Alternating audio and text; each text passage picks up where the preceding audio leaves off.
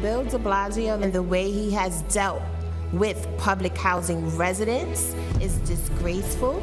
This mayor has made our lives here, and I think every housing development, very uncomfortable. Under the Trump administration, New York City Housing Authority has received an influx of cash that it has not seen since 1997. I'm grateful for the spotlight that President Trump is putting on New York City public housing. I think it's wrong that the Democrats put illegal immigrants before Black Americans. How is it that we have people waiting on the waiting list for New York City public housing for 10 years or more, but yet we have illegal immigrants living here? Something is wrong with that picture. Since HUD came in with Lynn Patton as the regional director for HUD, it helped us identify some long systemic problems that we are now putting on the table and having discussions on.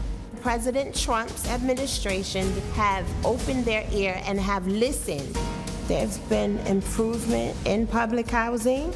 We're very appreciative of this administration that has come and finally shined a light on what's going on and bringing real solutions to a real problem.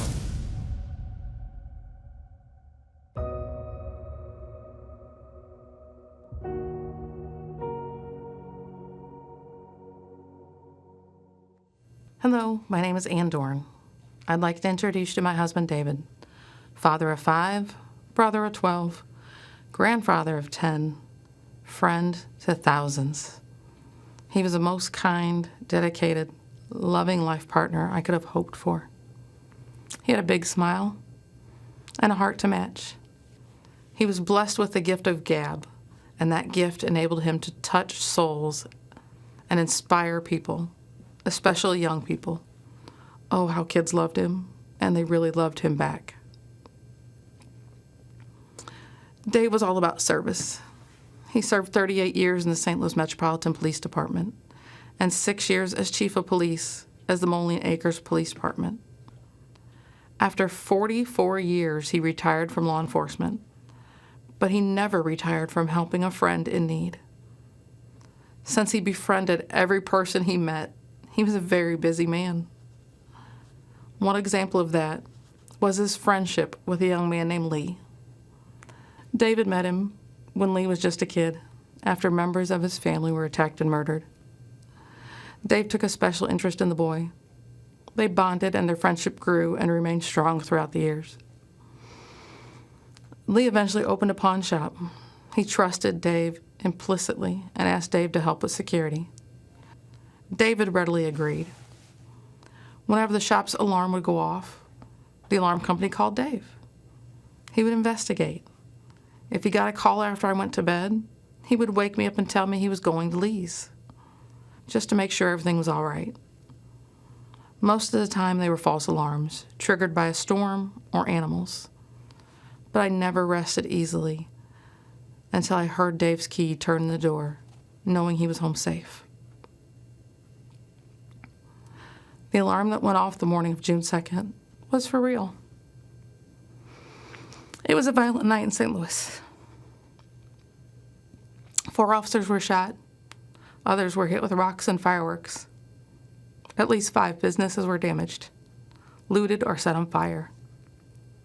As the officer wellness coordinator and CIT coordinator with the police department, I was keenly aware of the rioting and spent the evening getting ready to mobilize support for officers who were impacted. After I'd gone to bed, David received a call from Lee's alarm company. The front door of the pawn shop had been breached. This time he didn't wake me up to tell me. He probably knew I would have tried to stop him or insist on going with him. As I slept, looters were ransacking the shop. They shot and killed David in cold blood, and then live streamed his execution and his last moments on earth. David's grandson was watching the video on Facebook in real time, not realizing he was watching his own grandfather dying on the sidewalk. I learned of all this around 4 a.m. when our doorbell rang. The chief of police was standing outside. I wondered why Dave had not answered the door. It wasn't uncommon for him to be up watching TV at this time. I called out to him several times. There was no reply. He just wasn't there. I let in the chief, and fighting back tears, he uttered the words every officer's spouse dreads.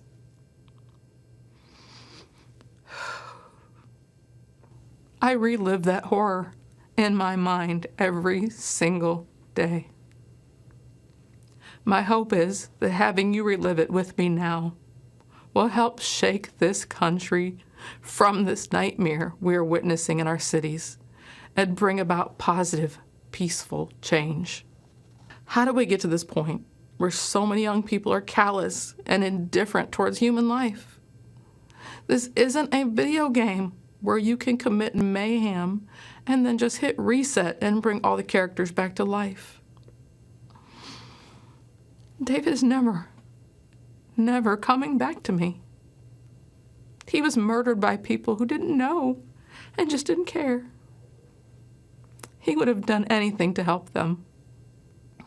Violence and destruction are not legitimate forms of protest. They do not safeguard Black lives. They only destroy them. President Trump understands this, has offered federal help to restore order in our communities. In a time when police departments are short on resources and manpower, we need that help. We should accept that help. We must heal before we can effect change, but we cannot heal amid devastation and chaos. President Trump knows we need more Davids in our communities, not fewer. We need to come together in peace and remember that every life is precious.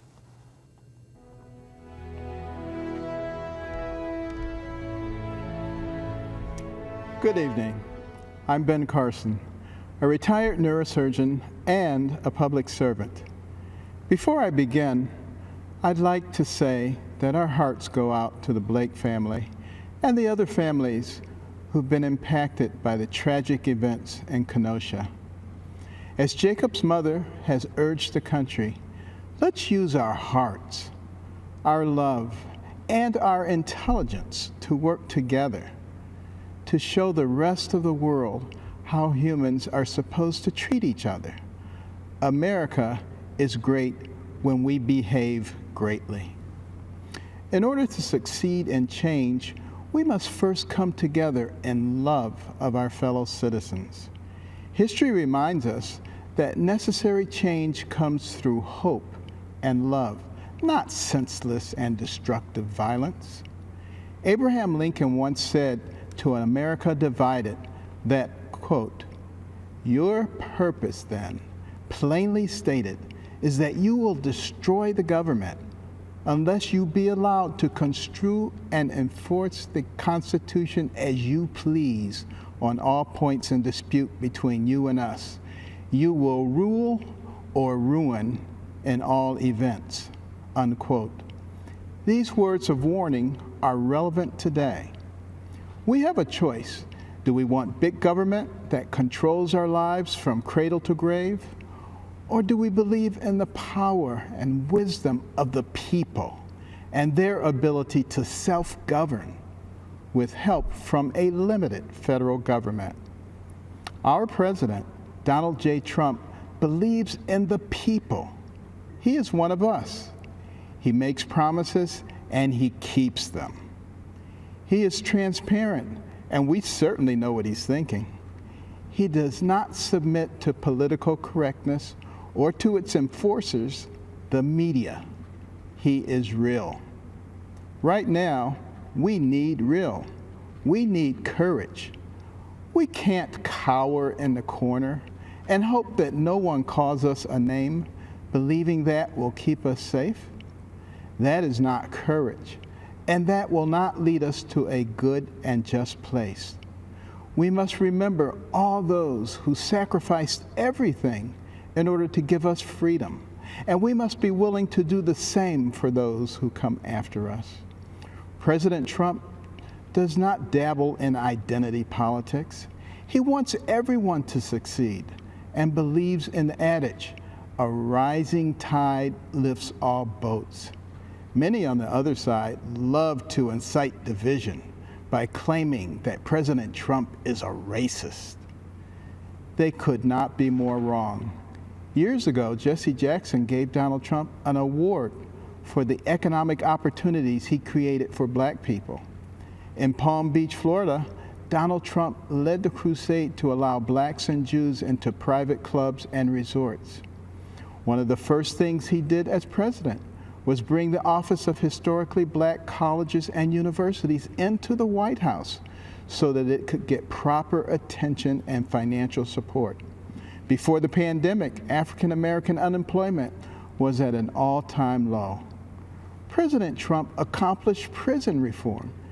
He created incentives to encourage investors to become involved with economically deprived areas of America.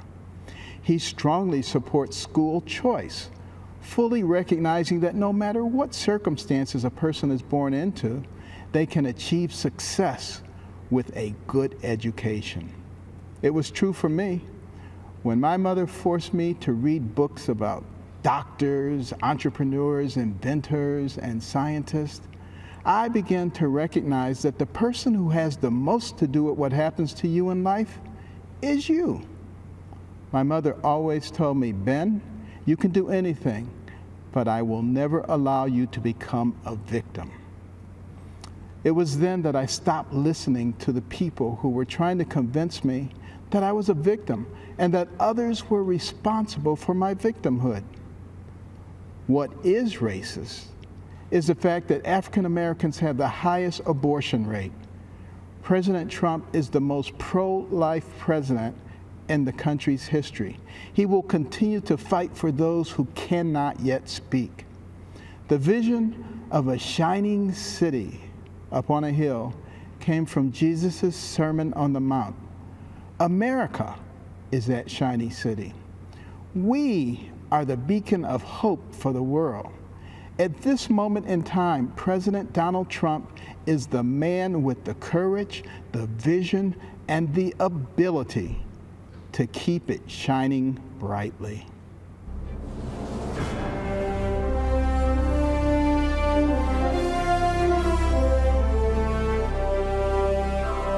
I'm Pat Lynch, president of the Police Benevolent Association, speaking to you on behalf of 50,000 active and retired New York City police officers. We are the proud men and women who wear a shield on our chest and put ourselves in harm's way to protect our city. We are proud to endorse our president, Donald J. Trump, for re-election because the stakes have never been higher. Like cops across the country, we are staring down the barrel of a public safety disaster. More than 1,000 people have been shot in New York City so far this year. Almost 300 have been killed. These are not just numbers, these are real people. A father gunned down while holding his 7-year-old daughter's hand. A beloved neighborhood peacemaker killed by a stray bullet. A 17-year-old who made all the right choices, who worked hard to go to college and earned a sports scholarship, murdered before he can tell his mother the news. A 1-year-old child shot dead in his stroller. Innocent people, innocent lives lost. One tragedy is too many, but every day the number keeps growing. And every day our communities are asking us, why is this happening? The answer is simple. The Democrats have walked away from us. They have walked away from police officers, and they've walked away from the innocent people we protect. Democratic politicians have surrendered our streets and our institutions. The loudest voices have taken control, and our so-called leaders are scrambling to catch up with them. In city after city, they've slashed police budgets. They have hijacked and dismantled the criminal justice system. They've passed laws that made it impossible for police officers to do our job effectively. Here's the sad truth that every cop in this country knows. The violence and chaos we're seeing now isn't a side effect. It isn't an unintended consequence. It's actually the goal. The radical left doesn't really want better policing. They don't really care about making the justice system fairer. What they want is no policing. What they want is a justice system that just stops working altogether. In places where Democrats are in power, the radical left is getting exactly what they want, and our country is suffering for it. I've been a New York City police officer for 36 years. I've spent 21 of those years protecting the cops who protect New Yorkers. I've never seen our streets go this bad so quickly. I've never heard from so many cops from every corner of the country who are saying the same thing. Our hands are tied. If we're going to turn the tide and restore law and order, we cannot fall into the left's trap. There is nobody who hates bad cops more than good cops. But that doesn't matter to the radical left. To them, we're all just bad because we're all just blue. Their anti-law enforcement campaign isn't about a single incident. It isn't the result of one bad law or one bad policy. It's about a message. The message is police officers are the enemy. The message is criminals have the right to resist arrest. The message is if you commit a crime, if you victimize the most vulnerable of people, the justice system will not hold you accountable. That's the message echoing through city halls and state houses across our country. It's playing on a loop in the media. The criminals have heard that message, and they're taking full advantage. We must stop that message. We must expose the left's lies about police officers and the job that we do. And we will do that because we have something that they don't. We have a real leader. We have a powerful voice in the most powerful office in our country. We have President Donald J. Trump. Unlike the Democrats who are running in fear of the mob in the street, President Trump has never apologized for supporting police officers and standing up for law and order. Unlike the Democrats who froze in the face of rioting and looting, President Trump matches his words with his actions. He gives law enforcement the support and the tools we need to go out there and put a stop to it, period. End of story. It has never been harder to be a police officer in this country, but there are two things that keep us going. We look at the victims, the vulnerable, the regular working people who count on us. We keep strapping on our duty belts and bullet-resistant vests because we know we can't let them down. And while we do that, we hear the words of our president, who says to police officers everywhere, "I will never let you down." We know that he hasn't, and we know that he won't. We've been fortunate to have him in office these past 4 years, and we know that we cannot afford to lose him. When it comes to your safety, your family's safety, and the safety of all Americans, there's no other choice. You won't be safe in Joe Biden's America. We can have 4 more years of President Trump, or you can have no safety, no justice, and no peace.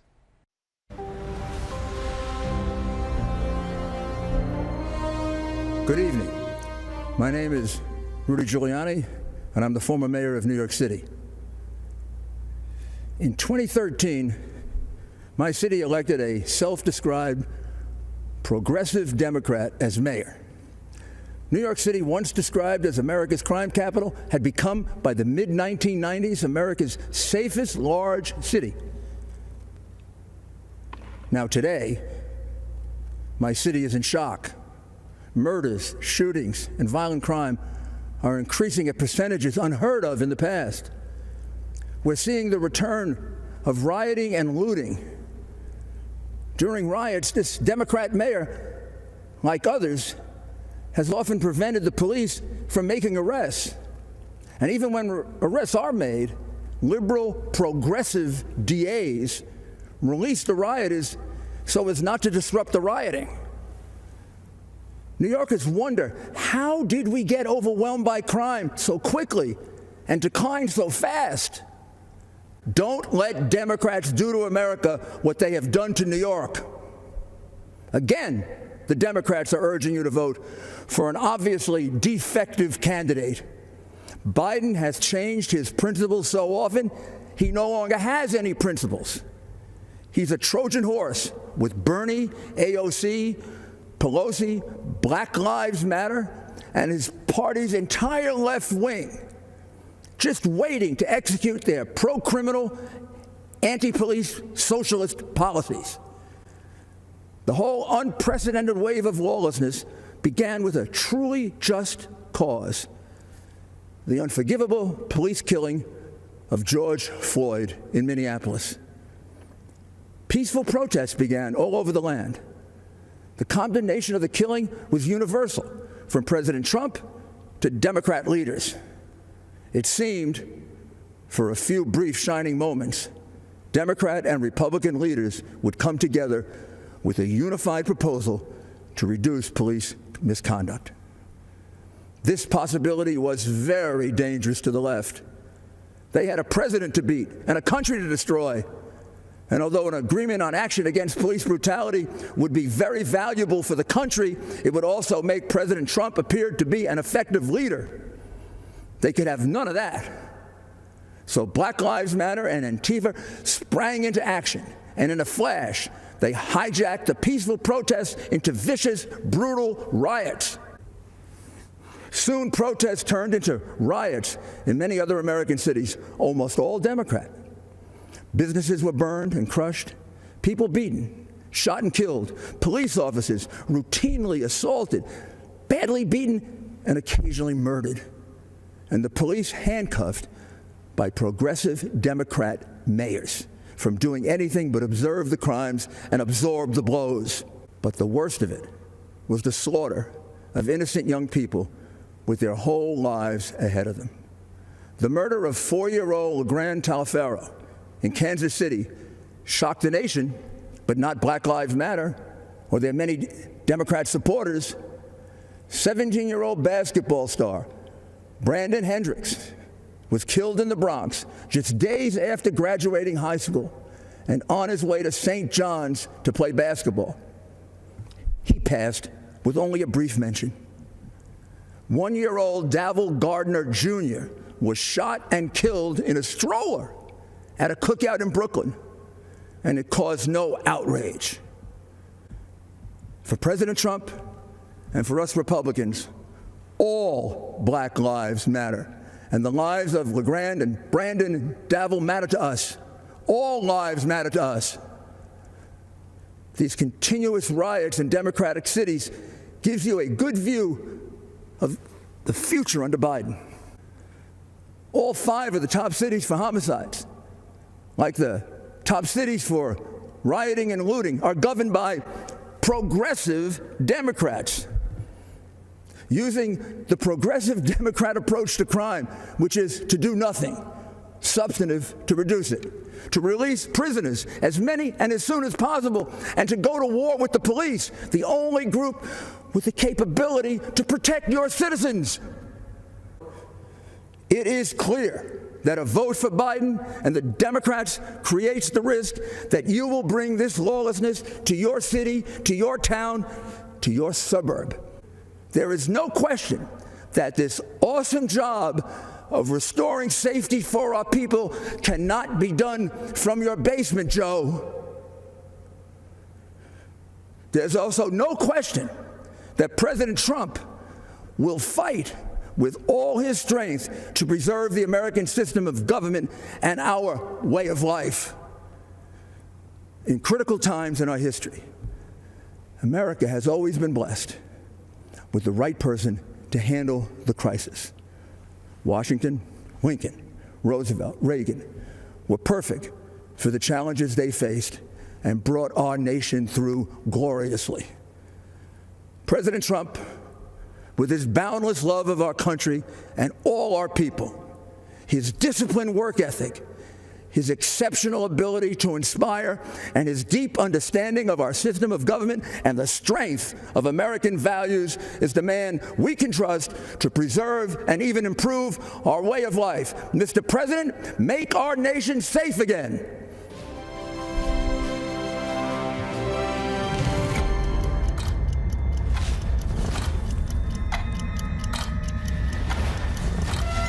The U.S. Attorney announced charges against Dr. Charles Lieber and 2 Chinese nationals today.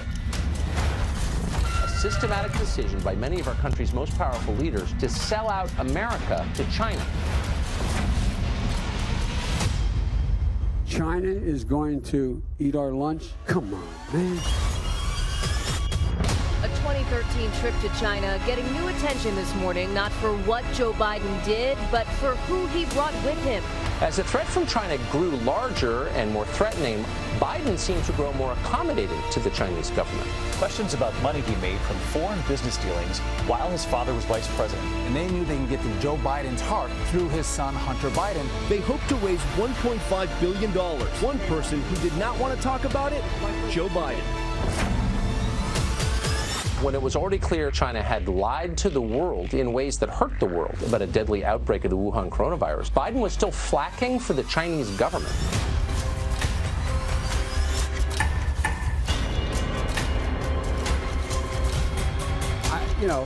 They're not bad folks. But guess what? They're not competition for us. China would prefer Joe Biden.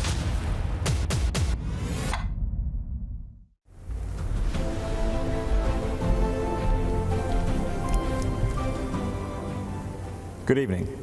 I'm Senator Tom Cotton. A lot's changed in 4 years. Back then, we gathered in a rowdy arena.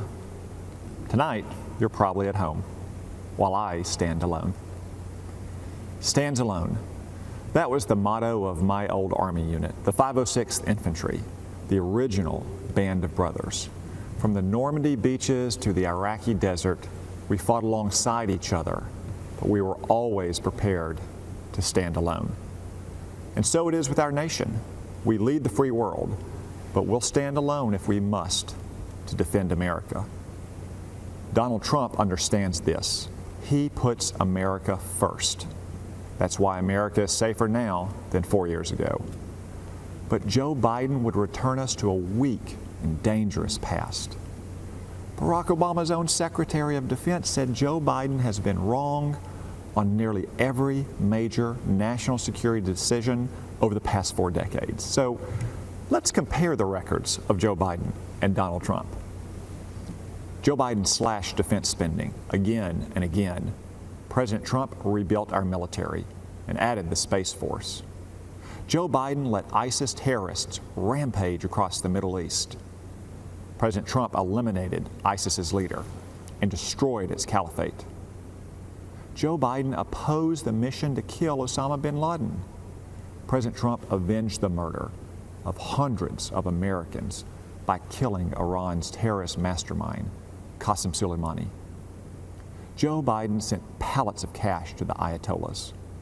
President Trump ripped up the dangerous Iran nuclear deal. Joe Biden treated Israel like a nuisance. President Trump moved our embassy to Jerusalem and brokered peace deals in the Middle East. Joe Biden coddled socialist dictators in Cuba and Venezuela. President Trump fights against communism in America's backyard and around the world. And on the Communist Party of China, there is no comparison. Joe Biden aided and abetted China's rise for 50 years with terrible trade deals that closed our factories and laid off our workers. President Trump stands up to China's cheating and stealing and lying. Joe Biden allowed Chinese fentanyl to flood across our southern border. President Trump sanctioned Chinese drug dealers for poisoning our kids. Joe Biden said Chinese communists aren't even our competitor, aren't bad folks. Just months before they unleashed this plague on the world. President Trump is clear-eyed about the Chinese threat, and he is making China pay. But China's not giving up. In fact, they're rooting for Joe Biden. America's other enemies won't give up either. But Joe Biden would be as wrong and weak over the next 4 years as he has been for the last 50. We need a president who stands up for America, not one who takes a knee. A strong and proud America is a safe America, safe from our enemies and safe from war. No one who's seen the face of war desires to see it again. Too many of our fellow Americans are already honored at the hallowed grounds of Arlington. But if we want peace, we must be strong. Weakness is provocative. President Trump's strength has kept us out of war. Joe Biden won't stand up for America. Donald Trump will. So this November, let's stand with the president and vote to keep America great.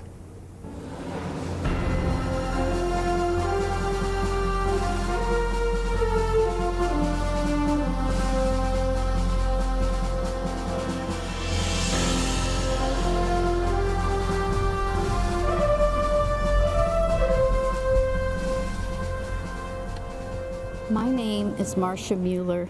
This is my husband, Carl. Our daughter, Kayla, was taken as a hostage and murdered by ISIS. From a young age, Kayla was amazing. She taught herself languages, how to write music, how to play guitar. She worked with troubled youth, military veterans, and Native Americans. Everywhere Kayla went, people smiled. Kayla had a gift to be able to see the world through someone else's eyes. She became a humanitarian aid worker, and when she was helping children at an orphanage in India, Kayla wrote, "I find God in the suffering eyes reflected in mine. If this is how you are revealed to me, this is how I will forever seek you." She went to Turkey to help Syrian refugees in 2012. In August 2013, she was asked by another aid worker to cross the border into Syria to help at a hospital. On August 4th, 2013, ISIS terrorists stopped her vehicle and took her captive.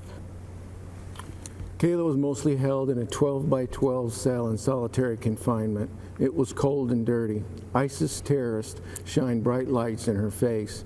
They shaved her head. They beat her and tortured her. The leader of ISIS, Abu Bakr al-Baghdadi, raped her repeatedly. For 18 months, she endured. And we endured an agonizing back and forth between us, the Obama administration, and ISIS. We put all our faith in the government, but the government let us down. President Obama refused to meet with us until ISIS had already beheaded other Americans. To this day, we've never heard from Joe Biden. Instead, the Obama administration hid behind policy so much that we felt hopeless when they kept us from negotiating to save Kayla's life. The administration showed more concern for the terrorists in Guantanamo than the American hostages in Syria. The military prepared a rescue mission, but the White House delayed it. By the time it went forward, Kayla had been moved to another location. After 18 months of brutal torture, we learned from ISIS that Kayla had been killed. The Obama administration kept telling us they were doing everything they could, but their version of everything wasn't enough. What a difference a president makes. Under President Trump, U.S. Army Special Operators conducted a raid on al-Baghdadi's compound. After we learned that al-Baghdadi was killed, we learned something else. The operators named themselves Task Force 814 after August 14th, Kayla's birthday. And the mission was named Operation Kayla Mueller. To those soldiers, thank you. Kayla was looking down on you. The Trump team gave us empathy we never received from the Obama administration. The Obama administration said it was doing everything it could. The Trump administration is. Let me just say this, Kayla should be here. If Donald Trump had been president when Kayla was captured, she would be here today. When Kayla was a hostage, I'd go outside at night and look at the moon. I'd look at the moon and I'd promise her I'd do everything I could to get her home. Now when I see the moon, I'm reminded of my promise to her I couldn't keep. All Kayla wanted was to make it home. We are still working to find her, and God willing, we will bring her home. Kayla was born a miracle. We were told we would never have a second child, but God gave us Kayla, and she gave herself to the world. 8 months into Kayla's captivity, another hostage was able to smuggle out a letter Kayla had written. As we read it, we could see that God was holding her in his arms. In her words, she felt tenderly cradled in free fall. She also wrote, "I have been shown in darkness light and have learned that even in prison one can be free. I am grateful. I have had many hours to think how only in your absence have I finally, at 25 years old, come to realize your place in my life. None of us could have known it would be this long, but no, I am also fighting for my side in the ways I am able, and I have a lot of fight left inside of me. I am not breaking down, and I will not give in, no matter how long it takes.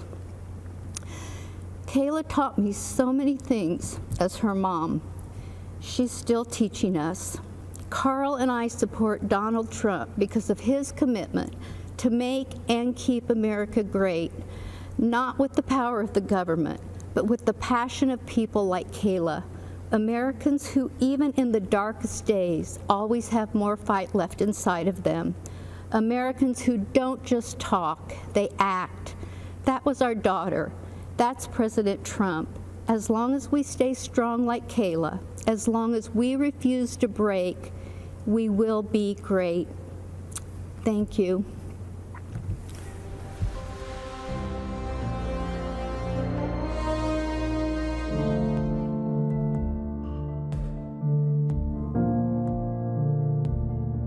I'm free to hug my family. I'm free to start over. This is the greatest day of my life. My heart is just bursting with gratitude. I want to thank President Donald John Trump. Almost all people said that criminal justice reform would never pass. But we came together as a group, we worked across party lines, and we got it done. I'm an example of a woman who has been given a second chance in life. God bless you, and God bless America.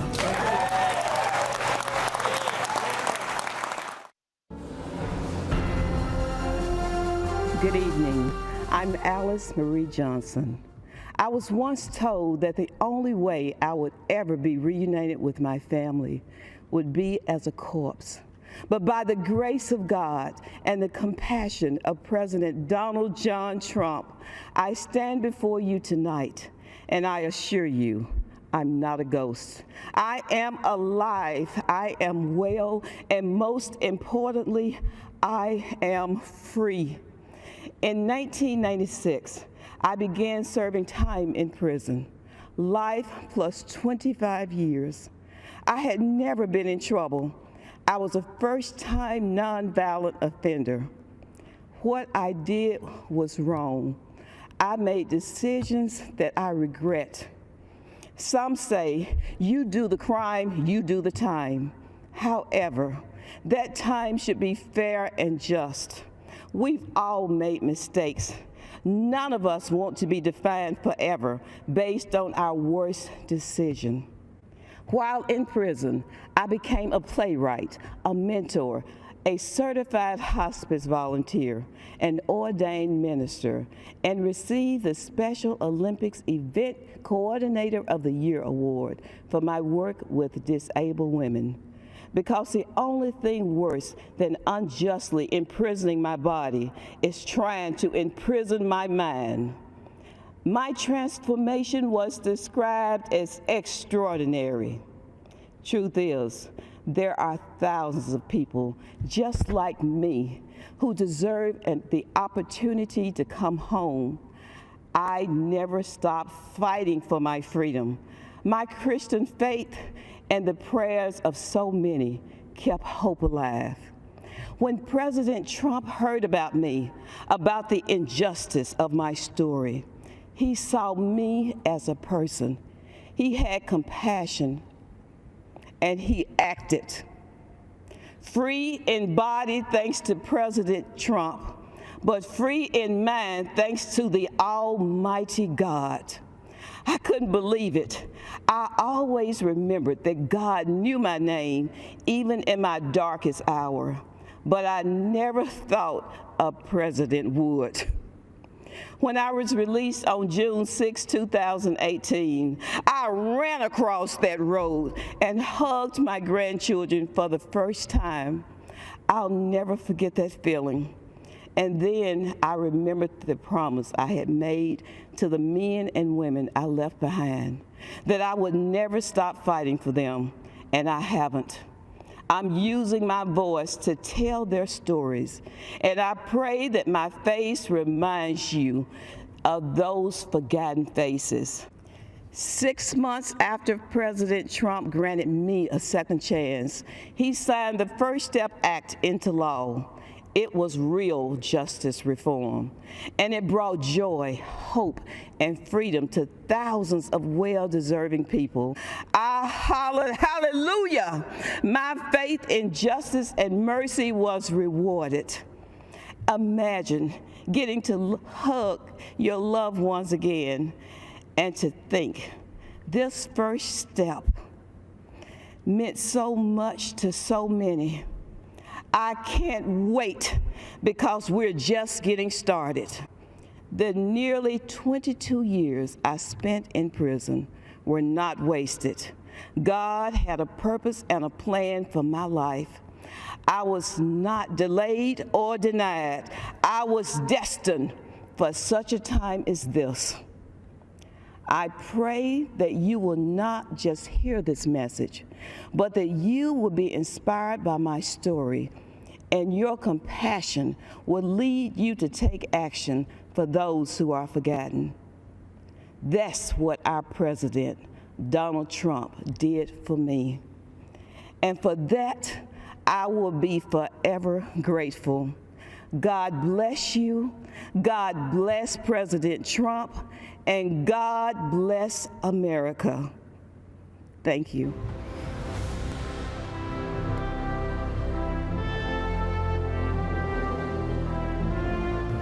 It's one of the great American success stories. A builder who left his mark on skylines around the world. A businessman with an extraordinary ability to communicate directly with the American people. A leader who grew tired of politicians, leading our country down a road to ruin. He didn't do it for money, or power, or fame. He had all that. He did it because of his love for our great country. And we will make America great again. Donald J. Trump beat the odds, smashed the establishment, and won the presidency for the American people. Donald Trump has defeated Hillary Clinton to become president-elect. Hillary Clinton has hauled Donald Trump to concede the race. It has been a stunning night. It has been a historic night. Washington, D.C., the establishment is terrified, and they should be. They were all of them wrong, making this one of the greatest upsets in American political history. Immediately upon taking office, President Trump changed things. But change threatened the establishment, and the establishment fought back. Democrat obstruction, phony investigations, the dishonest media, an incredible 92% of stories are negative. No president has seen anything like it. Despite everything they threw at him, President Trump delivered for the American people, and he delivered like never before. Building the strongest economy in American history, 7 million new jobs, the lowest ever unemployment for Black and Hispanic Americans, ending the Biden era of lopsided trade deals that sent our factories overseas, passing the historic USMCA, taking on China, winning the trade war, protecting and strengthening Medicare and Social Security, lowering the cost of insulin, delivering the first real drop in drug prices in 50 years, restoring our military, fixing the VA, bringing our troops home, and taking the world's deadliest terrorists off the battlefield. Soleimani, al-Baghdadi, ISIS, brought to justice. Moving America's embassy to Jerusalem, a new era of strength and solidarity with our ally Israel. Negotiating a historic peace deal between Israel and the United Arab Emirates, securing our border, miles of new border wall being built, illegal immigration dropped to the lowest point in a decade, tackling the coronavirus head-on, banning travel from China, mobilizing government, business, and the American people to manufacture masks, ventilators, and medical supplies, and launching Operation Warp Speed, an unprecedented effort to develop a vaccine to eradicate the coronavirus from the face of the earth in record time. President Trump has accomplished more for the American people in 4 years than any other president in history. And in his second term, He will lead America to even greater heights, draining the swamp, rebuilding the economy, bringing back millions of jobs, creating 10 million new jobs in 10 months, new opportunities for all Americans, not just those at the top, lowering drug costs, expanding access to high-quality health care for every American family, defending America's police, restoring law and order to our cities, stopping illegal immigration and protecting American families, and ending America's reliance on China once and for all, bringing back jobs and factories, making medicine and products in America again. President Trump will rebuild America's infrastructure, renew hope and our entrepreneurial spirit for a new generation, and restore the American dream. It won't be easy, never pretty. The swamp will continue to fight him every step of the way. But under President Trump, our families will thrive. Our incomes will rise. Our communities will be kept safe. Our factories will flourish. Our flag will fly high. Our country will soar. And we will make America great again.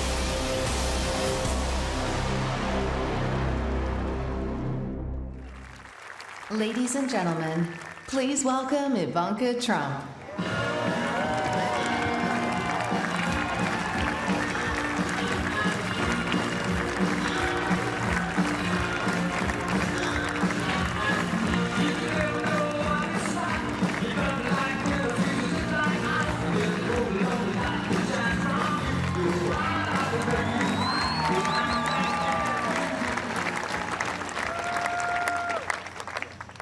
Good evening. Before I begin, I want to send a special message to everyone who's been affected by Hurricane Laura. Our hearts are with you. The President will continue to support you every step of the way. And just like Americans always do, the nation will come together to help you rebuild your homes, businesses, and communities stronger and more resilient than ever before.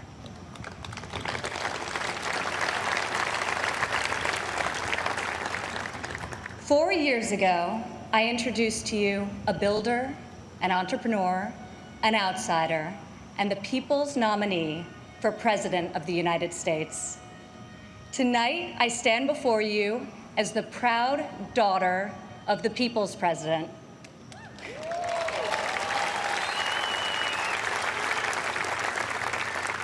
He is our commander-in-chief, champion of the American worker, defender of common sense, and our voice for the forgotten men and women of this country. He is our president and my father, Donald J. Trump.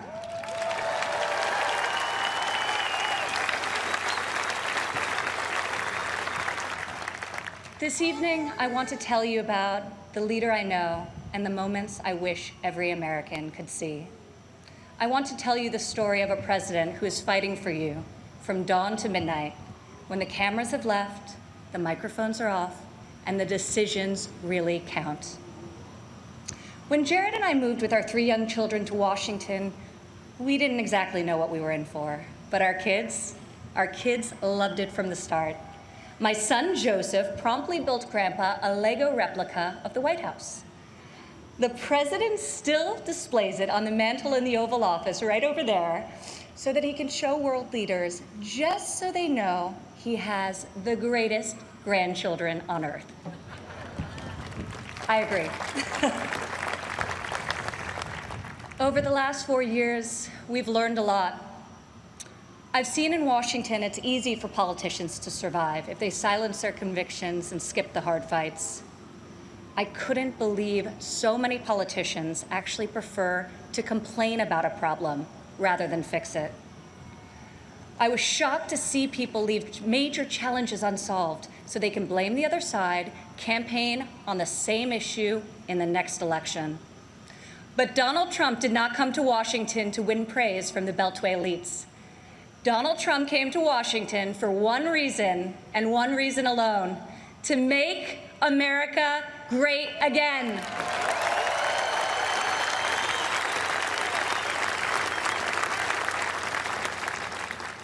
My father has strong convictions. He knows what he believes, and he says what he thinks. Whether you agree with him or not, you always know where he stands. I recognize that my dad's communication style is not to everyone's taste, and I know that his tweets can feel a bit unfiltered. But the results speak for themselves.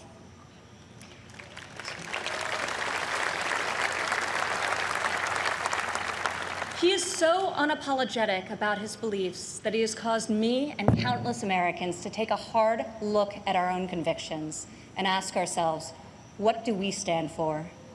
What kind of America do we want to leave for our children? I am more certain than ever before we want a future where our kids can believe in American greatness. We want a society where every child can live in a safe community and go to a great school of their choice. We want a culture where differences of opinion and debate are encouraged, not canceled, where law enforcement is respected, where our country's rich diversity is celebrated, and where people of all backgrounds, races, genders, and creeds have the chance to achieve their God-given potential. This is the future my father is working to build each and every day.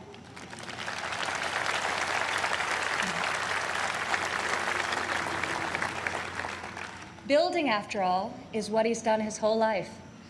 He has admired and befriended construction workers on countless job sites. But it has been a new and profound experience for him and for me to see these stoic machinists and steelworkers come to him with a tear in their eye and thank him for being the only person willing to go to the mat for them, for their jobs, for their families, and for their futures. To the hardworking men and women across America and here tonight, you are the reason my father fights with all of his heart and all of his might. You are the reason he ran for president in the first place, and you are the reason he is going to keep fighting for 4 more years.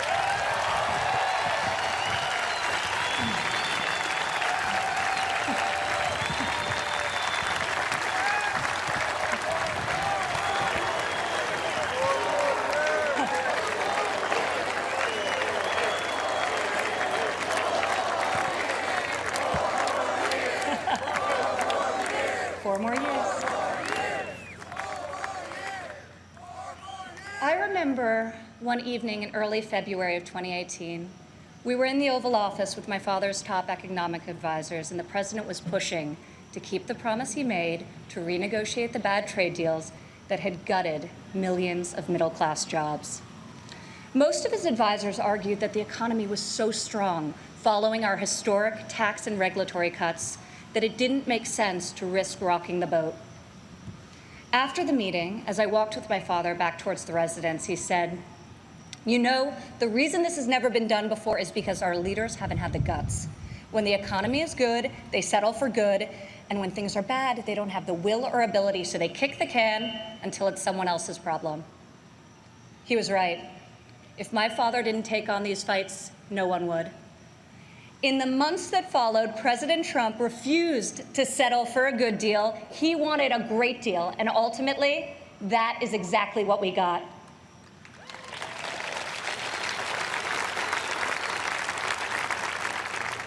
I remember each time he was updated on the progress of the new trade deal with Mexico and Canada, he would say, "Don't let down those dairy farmers I met in Wisconsin. I don't want them to like this deal.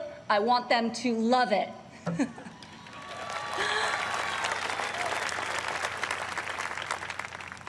Today, in the midst of this unprecedented global pandemic, it's more clear than ever that our president was absolutely correct to take on trade when he did and bring our jobs, our factories, and our life-saving medicines back to the USA.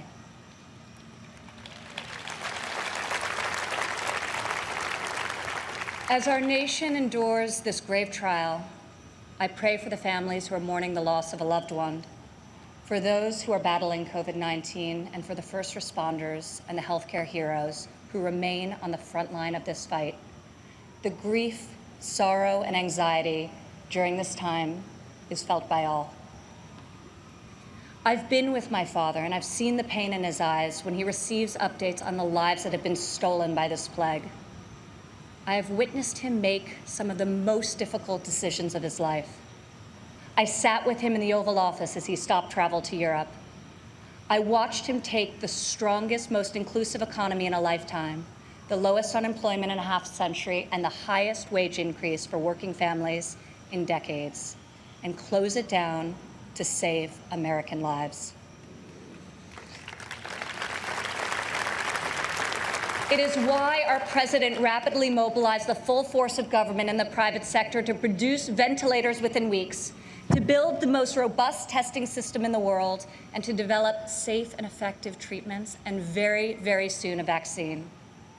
My father isn't deterred by defeatist thinkers. The word impossible, well, it only motivates him. Donald Trump rejects the cynical notion that this country's greatest achievements are behind us. He believes that nothing is beyond our reach and that the best is yet to come.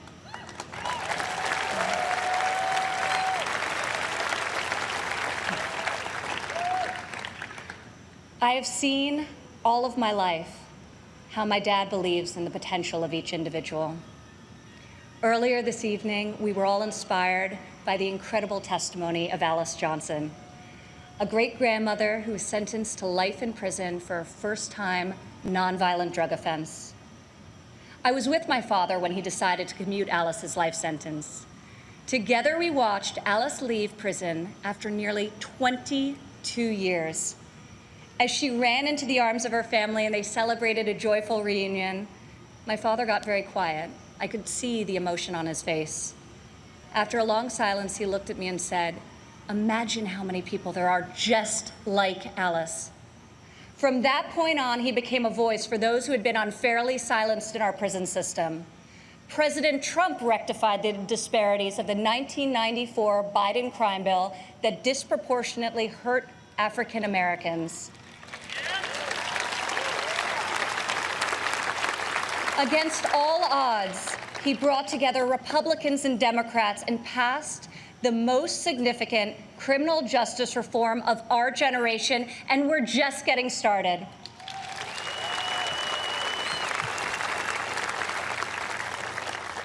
My father did not campaign on this issue.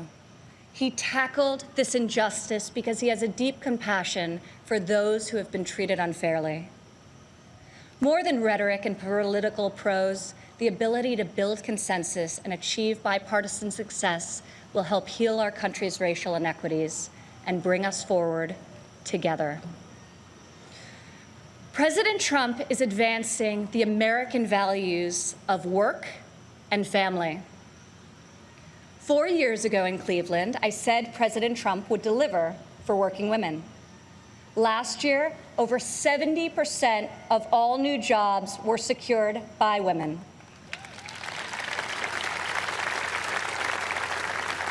Four years ago, I told you my father would focus on making childcare affordable and accessible. In President Trump's first term, we secured the largest ever increase for childcare funding, giving more than 800,000 low-income families great childcare at a cost they can afford.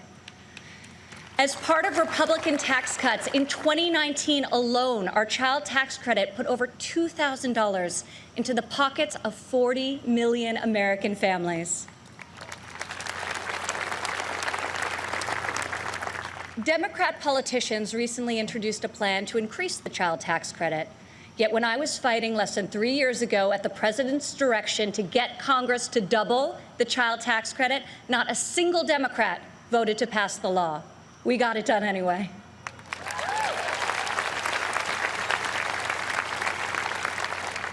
Four years ago, I promised that President Trump would support mothers in the workforce.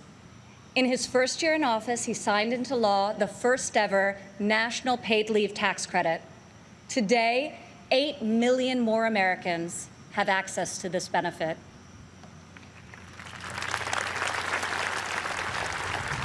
4 years ago, I said that Americans needed an economy that permits people to rise again. During President Trump's first 3 years in office, 72% of all new jobs went to Americans who had been outside of the workforce. 4 years ago, I told you I would fight alongside my father, and 4 years later, here I am.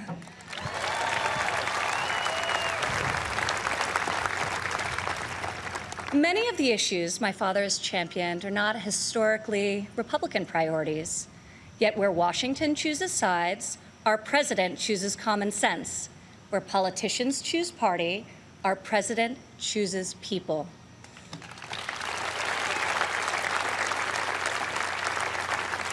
Since the day he took the oath of office, I've watched my father take on the failed policies of the past and do what no leader has done before.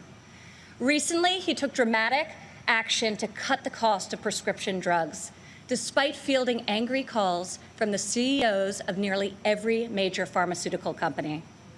Now, when we see attack ads paid for by Big Pharma, my dad smiles and says to me, "You know, we're doing something really right if they're hitting us so hard."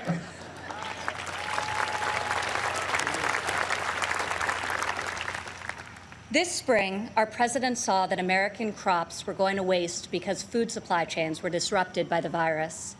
He directed Secretary Perdue and me to find a way to get this nutritious food, fresh fruit, vegetables, meat, and dairy, to families most in need. Within a matter of days, we launched the Farmers to Family Food Box program, which has now delivered over 100 million meals into the hands of American families.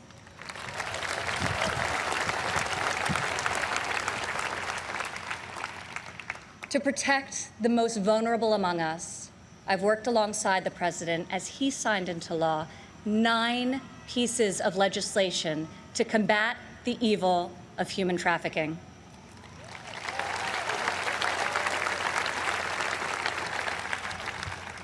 I've stood by my father's side at Dover Air Force Base as he's received our fallen heroes, and each time it has steeled his resolve to finally stop the endless foreign wars.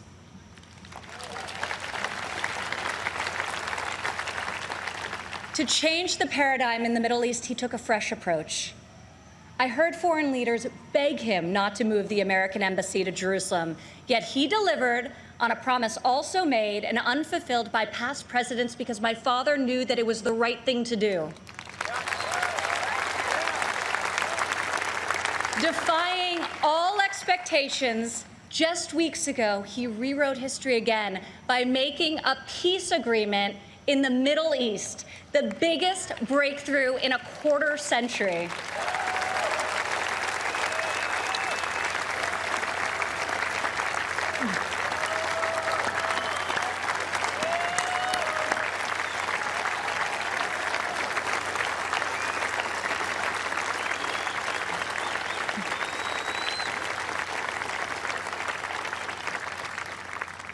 For the first time in a long time, we have a president who has called out Washington's hypocrisy, and they hate him for it.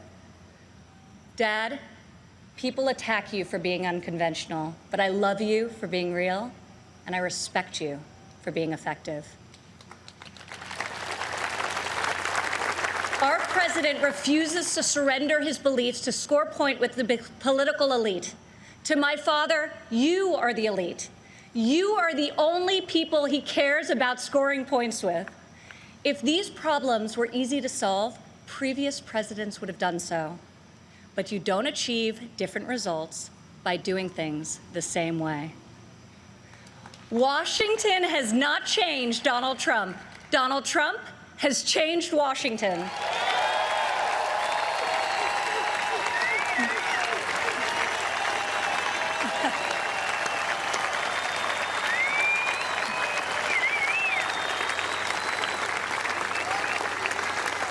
America doesn't need another empty vessel who will do whatever the media and the fringe of his party demands. Now more than ever, America needs 4 more years of a warrior in the White House.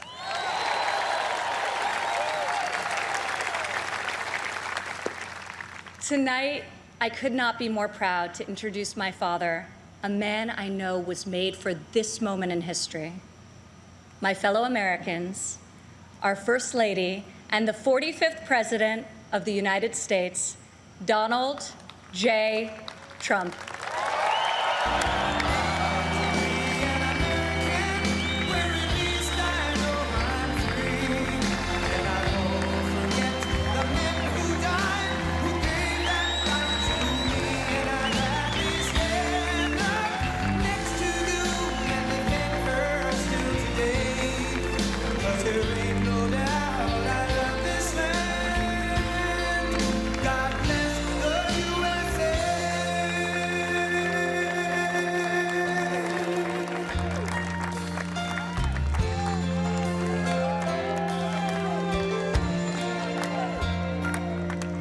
From the lakes of Minnesota to the hills of Tennessee, across the plains of Texas, from sea to shining sea, from Detroit down to Houston and New York to LA, where there's pride in every American heart, and it's time to stand and say,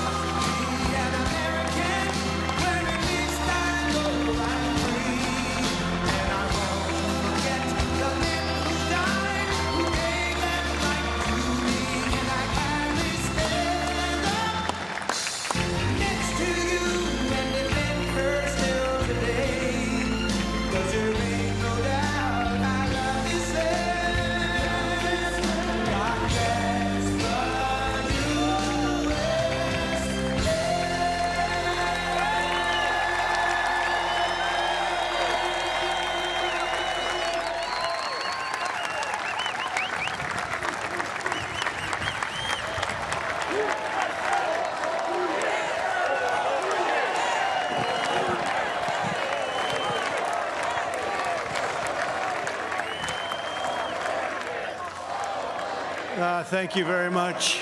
Thank you very much. Thank you. Thank you very much.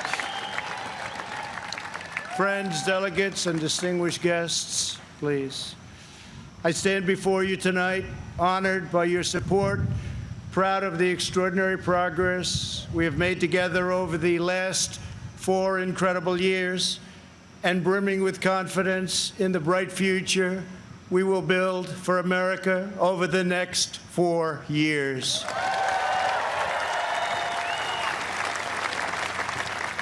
We begin this evening. Our thoughts are with the wonderful people who have just come through the wrath of Hurricane Laura.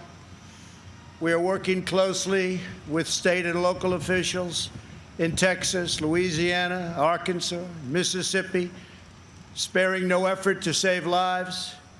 While the hurricane was fierce, one of the strongest to make landfall in 150 years, the casualties and damage were far less than thought possible only 24 hours ago. And this is due to the great work of FEMA, law enforcement, and the individual states. I will be going this weekend, and congratulations, thank you for that great job out there. We really appreciate it. We are one national family, and we will always protect, love, and care for each other. Here tonight are the people who have made my journey possible and filled my life with so much joy. For her incredible service to our nation and its children, I want to thank our magnificent First Lady.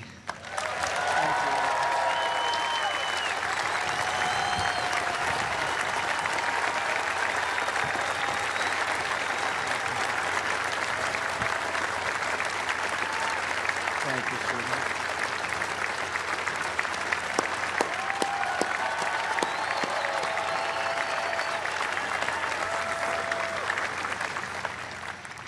I also want to thank my amazing daughter, Ivanka, for that introduction, and to all of my children. Ivanka, please stand up. Great job. And to all of my children and grandchildren, I love you more than words can express. I know my brother Robert is looking down on us right now from heaven. He was a great brother and was very proud of the job we are all doing. Thank you. We love you, Robert. Let us also take a moment to show our profound appreciation for a man who has always fought by our side and stood up for our values, a man of deep faith and steadfast conviction, our Vice President Mike Pence.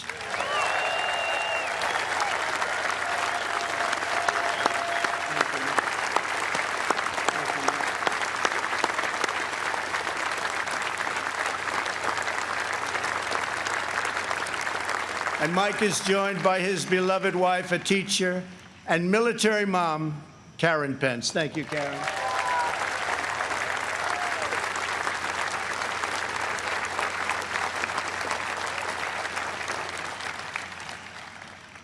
My fellow Americans, tonight, with a heart full of gratitude and boundless optimism, I profoundly accept this nomination for President of the United States.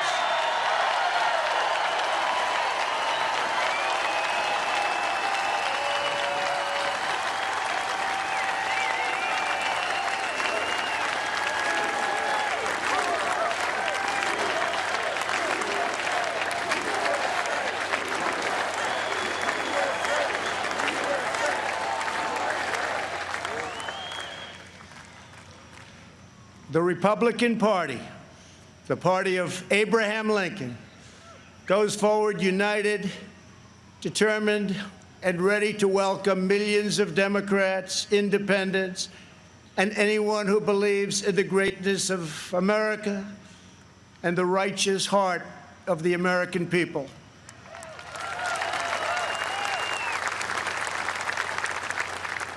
In a new term as president, we will again build the greatest economy in history, quickly returning to full employment, soaring incomes, and record prosperity.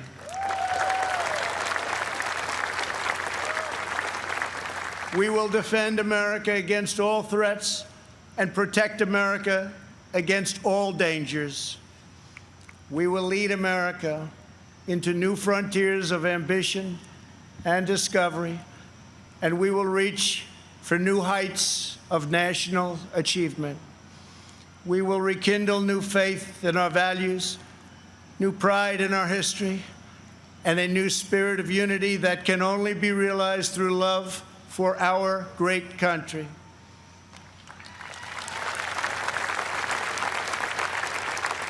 Because we understand that America is not a land cloaked in darkness. America is the torch that enlightens the entire world.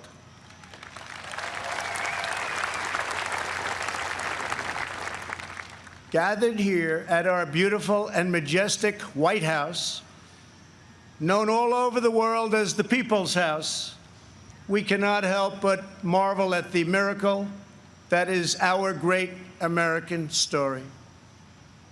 This has been the home of larger-than-life figures like Teddy Roosevelt and Andrew Jackson, who rallied Americans to bold visions of a bigger and brighter future. Within these walls lived tenacious generals like President Grant and Eisenhower, who led our soldiers in the cause of freedom.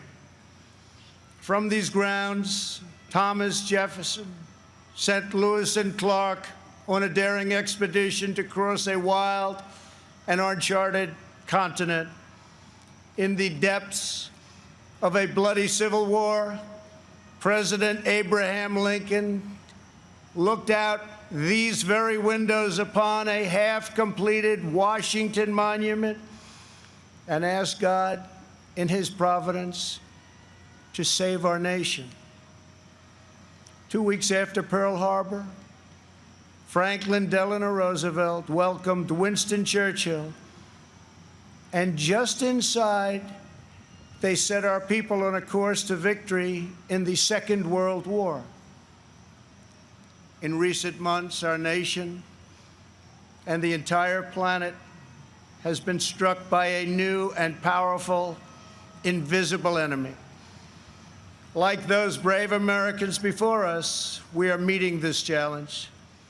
We are delivering life-saving therapies and will produce a vaccine before the end of the year, or maybe even sooner.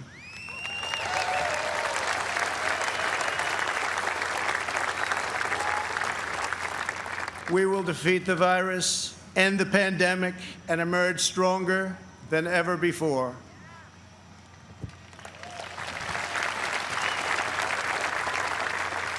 What united generations past was an unshakable confidence in America's destiny and an unbreakable faith in the American people.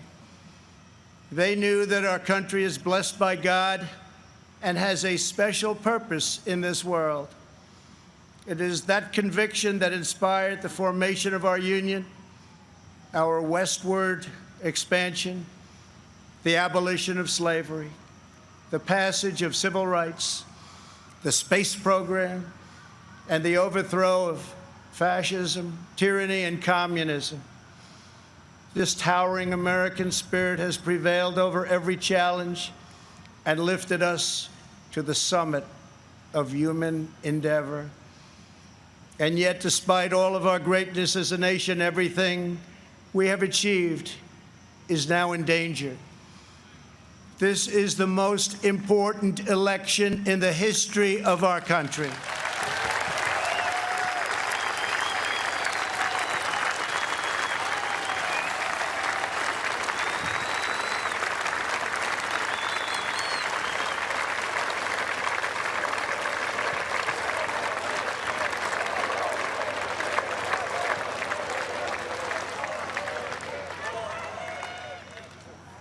Thank you.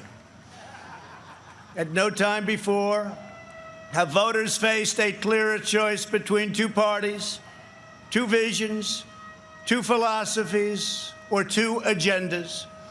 This election will decide whether we save the American dream or whether we allow a socialist agenda to demolish our cherished destiny. It will decide whether we rapidly create millions of high-paying jobs or whether we crush our industries and send millions of these jobs overseas, as has foolishly been done for many decades. Your vote will decide whether we protect law-abiding Americans or whether we give free rein to violent anarchists and agitators and criminals who threaten our citizens. And this election will decide whether we will defend the American way of life or whether we will allow a radical movement to completely dismantle and destroy it. That won't happen.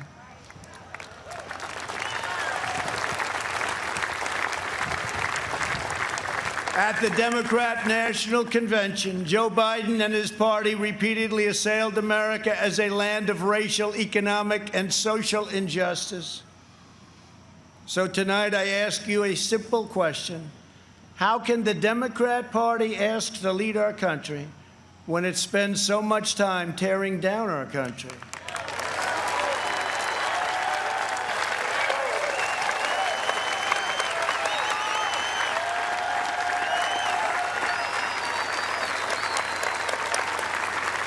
In the left's backward view, they do not see America as the most free, just, and exceptional nation on earth. Instead, they see a wicked nation that must be punished for its sins. Our opponents say that redemption for you can only come from giving power to them. This is a tired anthem spoken by every repressive movement throughout history. But in this country, we don't look to career politicians for salvation. In America, we don't turn to government to restore our souls. We put our faith in Almighty God.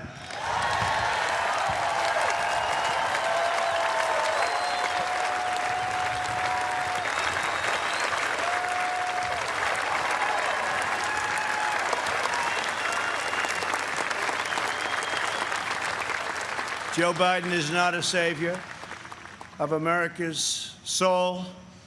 He is the destroyer of America's jobs, and if given the chance, he will be the destroyer of American greatness. For 47 years, Joe Biden took the donations of blue-collar workers, gave them hugs and even kisses,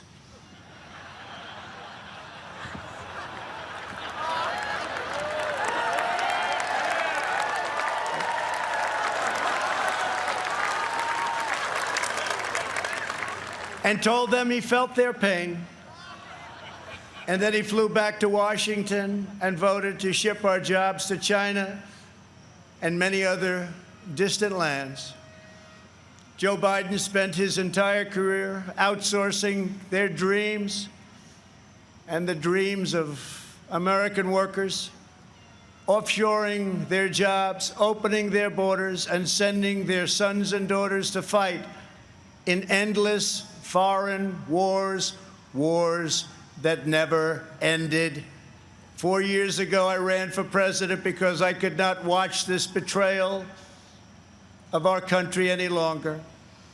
I could not sit by as career politicians let other countries take advantage of us on trade, borders, foreign policy, and national defense.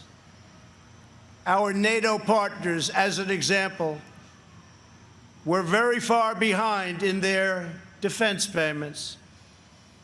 But at my strong urging, they agreed to pay $130 billion more a year, the first time in over 20 years that they upped their payments.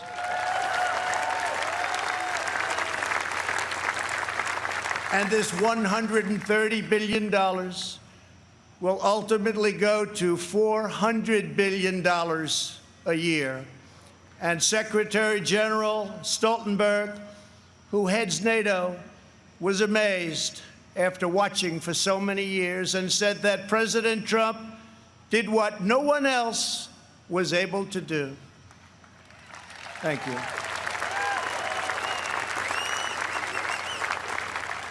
From the moment I left my former life behind, and it was a good life,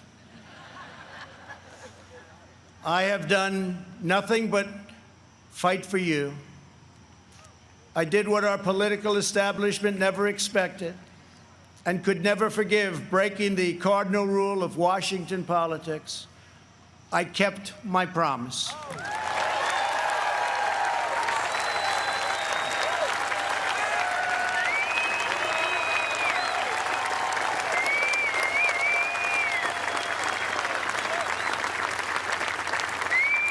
Together, we have ended the rule of the failed political class, and they are desperate to get their power back by any means necessary. You've seen that. They are angry at me because instead of putting them first, I very simply said, America first.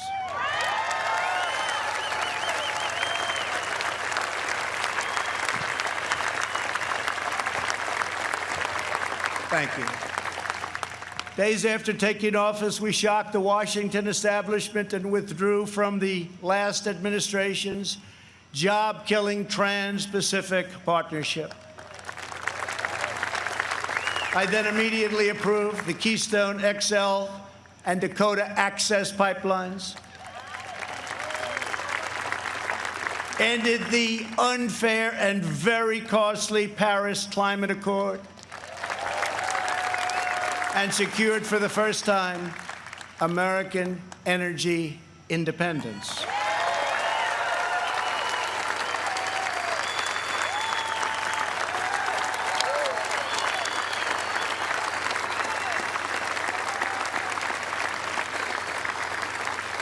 We passed record-setting tax and regulation cuts at a rate nobody had ever seen before.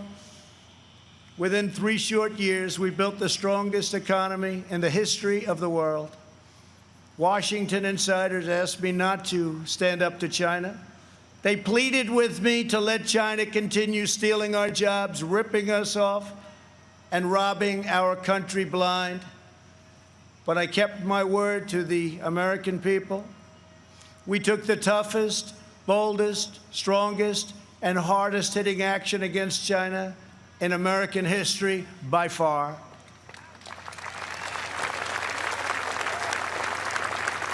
They said that it would be impossible to terminate and replace NAFTA. But again, they were wrong. Earlier this year, I ended the NAFTA nightmare and signed the brand new U.S.-Mexico-Canada agreement into law.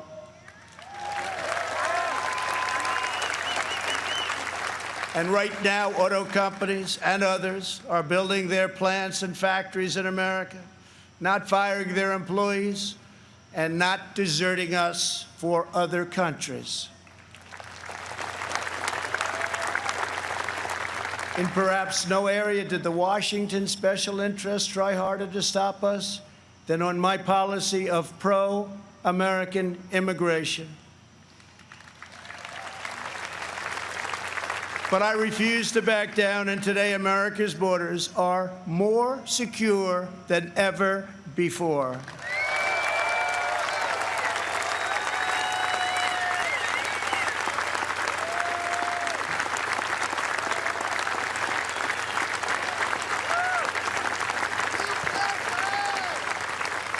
Thank you. We ended catch and release, stopped asylum fraud, took down human traffickers who prey on women and children, and we have deported 20,000 gang members and 500,000 criminal aliens.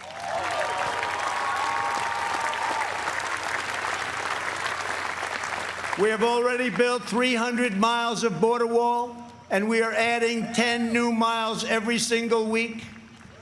The wall will soon be complete, and it is working beyond our wildest expectations.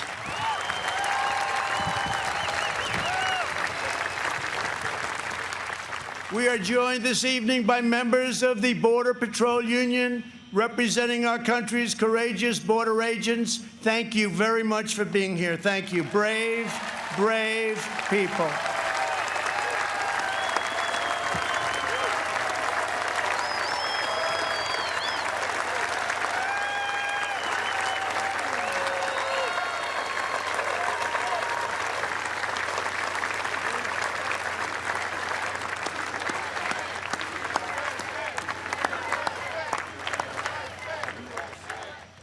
You see, this country loves our law enforcement. They do. They do.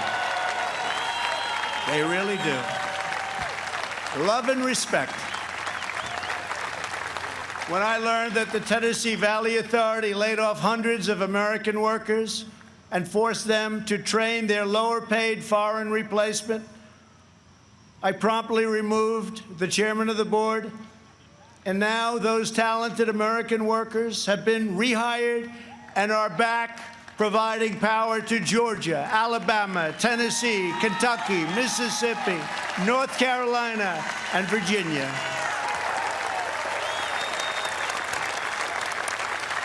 They have their old jobs back, and some are here with us this evening. Please stand. You went through a lot. Please stand. Thank you. Thank you very much. You've been through a lot. Thank you very much. Last month, I took on Big Pharma. You think that's easy? It's not. And signed orders that will massively lower the cost of your prescription drugs and give critically ill patients access to life-saving cures. We passed the decades-long-awaited right to try. Right to try.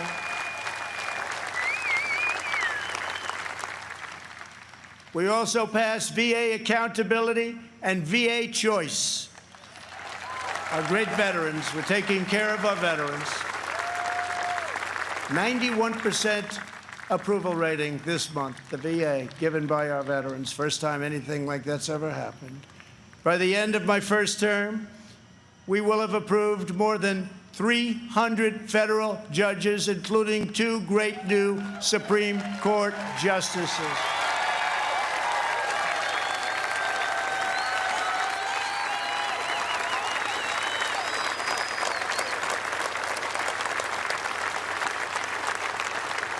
And to bring prosperity to our forgotten inner cities, we worked hard to pass historic criminal justice reform, prison reform, opportunity zones, and long-term funding of historically black colleges and universities.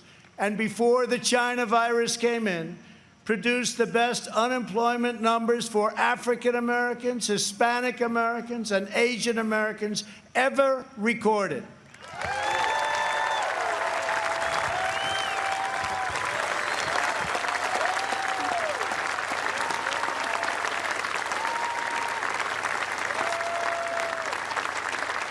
And I say very modestly that I have done more for the African American community than any president since Abraham Lincoln, our first Republican president.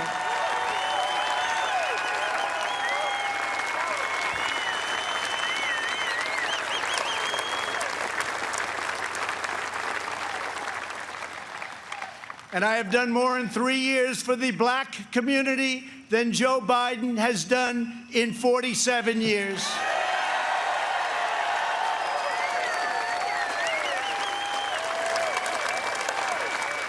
And when I'm reelected, the best is yet to come.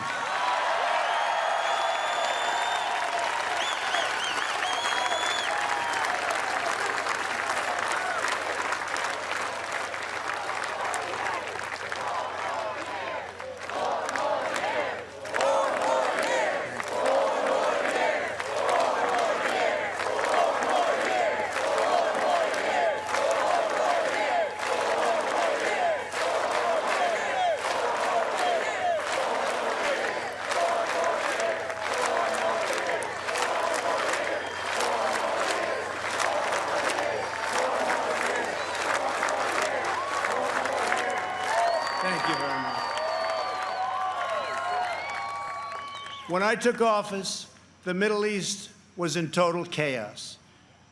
ISIS was rampaging, Iran was on the rise, and the war in Afghanistan had no end in sight. I withdrew from the terrible one-sided Iran nuclear deal.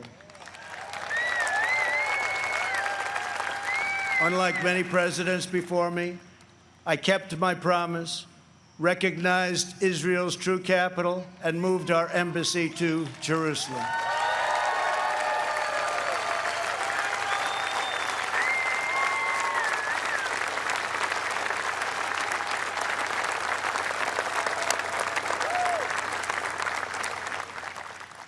But not only did we talk about it as a future site, we got it built.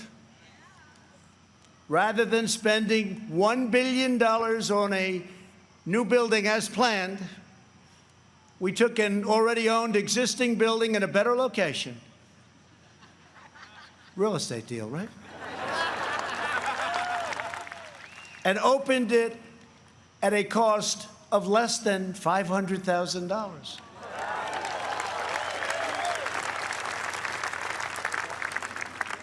Many things like that government is doing right now. We also recognized Israeli sovereignty over the Golan Heights. And this month we achieved the first Middle East peace deal in 25 years. Thank you to UAE. Thank you to Israel.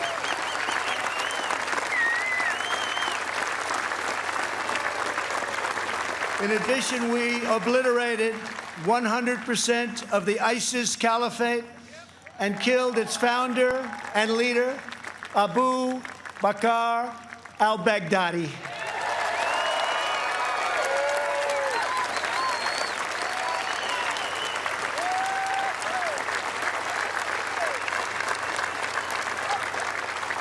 Then, in a separate operation, we eliminated the world's #1 terrorist by far, Qasem Soleimani.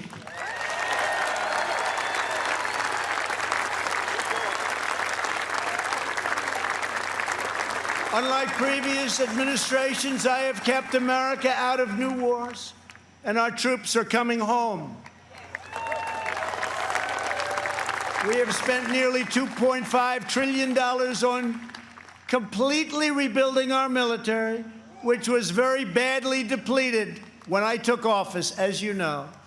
This includes 3 separate pay raises for our great warriors.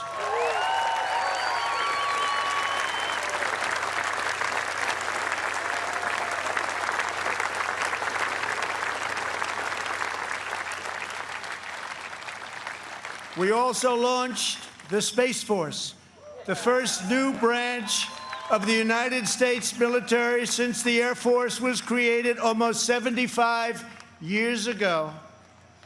We have spent the last 4 years reversing the damage Joe Biden inflicted over the last 47 years. Biden's record is a shameful roll call of the most catastrophic betrayals and blunders in our lifetime. He has spent his entire career on the wrong side of history. Biden voted for the NAFTA disaster, the single worst trade deal ever enacted. He supported China's entry into the World Trade Organization, one of the greatest economic disasters of all time. After those Biden calamities, the United States lost 1 in 4 manufacturing jobs. We laid off workers in Michigan, Ohio, New Hampshire, Pennsylvania, and many other states. They didn't want to hear Biden's hollow words of empathy. They wanted their jobs back. As vice president, he supported the Trans-Pacific Partnership, which would have been a death sentence for the U.S. auto industry. He backed the horrendous South Korea trade deal, which took many jobs from our country and which I've reversed and made a great deal for our country. He repeatedly supported mass amnesty for illegal immigrants. He voted for the Iraq War. He opposed the mission to take out Osama bin Laden. He opposed killing Soleimani. He oversaw the rise of ISIS and cheered the rise of China as a positive development for America and the world, some positive development. That's why China supports Joe Biden and desperately wants him to win. I can tell you that upon very good information. China would own our country if Joe Biden got elected. Unlike Biden, I will hold them fully accountable for the tragedy that they caused all over the world. In recent months, our nation and the world has been hit by the once-in-a-century pandemic that China allowed to spread around the globe. They could have stopped it, but they allowed it to come out. We are grateful to be joined tonight by several of our incredible nurses and first responders. Please stand and accept our profound thanks and gratitude.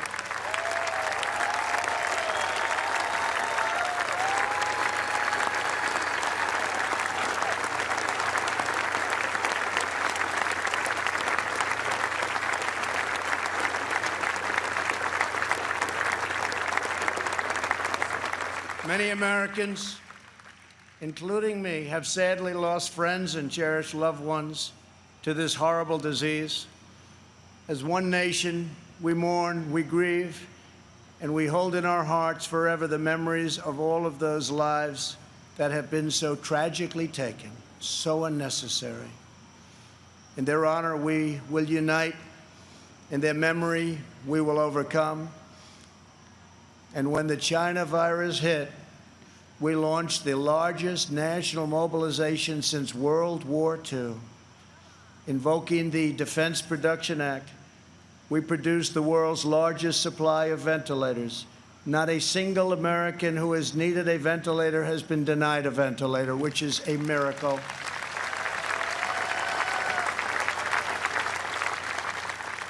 Good job heading the task force by our great Vice President. Thank you very much, Mark. Please stand up.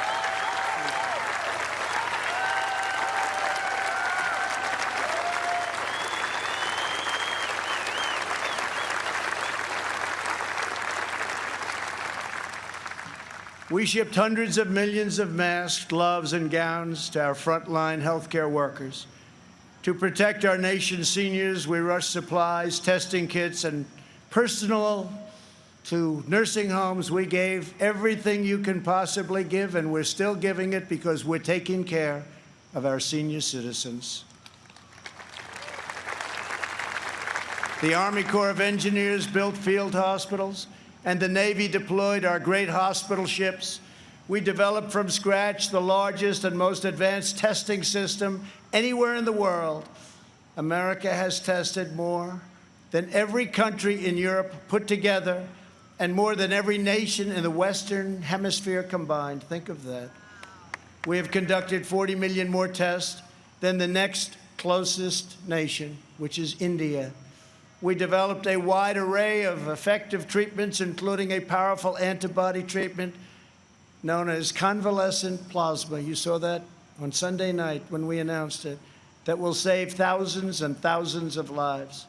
Thanks to advances, we have pioneered the fatality rate, and you look at it and you look at the numbers, it has been reduced by 80% since April, 80%. The United States has among the lowest case fatality rates of any major country anywhere in the world. The European Union's case fatality rate is nearly 3 times higher than ours, but you don't hear that. They don't write about that. They don't want to write about that. They don't want you to know those things.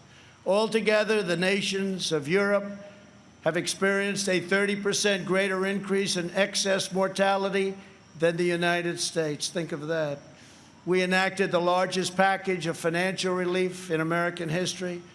Thanks to our Paycheck Protection Program, we have saved or supported more than 50 million American jobs. That's one of the reasons that we're advancing so rapidly with our economy. Great job. As a result, we have seen the smallest economic contraction of any major Western nation, and we are recovering at a much faster rate than anybody. Over the past 3 months, we have gained over 9 million jobs, and that's a record in the history of our country. Unfortunately, from the beginning, our opponents have shown themselves capable of nothing but a partisan ability to criticize. When I took bold action to issue a travel ban on China, very early indeed, Joe Biden called it hysterical and xenophobic. And then I introduced a ban on Europe very early again. If we had listened to Joe, hundreds of thousands more Americans would have died. Instead of following the science, Joe Biden wants to inflict a painful shutdown on the entire country. His shutdown would inflict unthinkable and lasting harm on our nation's children, families, and citizens of all backgrounds. The cost of the Biden shutdown would be measured in increased drug overdoses, depression, alcohol addiction, suicides, heart attacks, economic devastation, job loss, and much more. Joe Biden's plan is not a solution to the virus, but rather it's a surrender to the virus.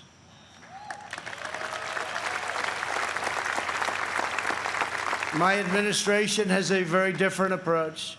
To save as many lives as possible, we are focusing on the science, the facts, and the data. We are aggressively sheltering those at highest risk, especially the elderly, while allowing lower-risk Americans to safely return to work and to school. And we want to see so many of those great states be opened by Democrats. We want them to be open. They have to be open. They have to get back to work.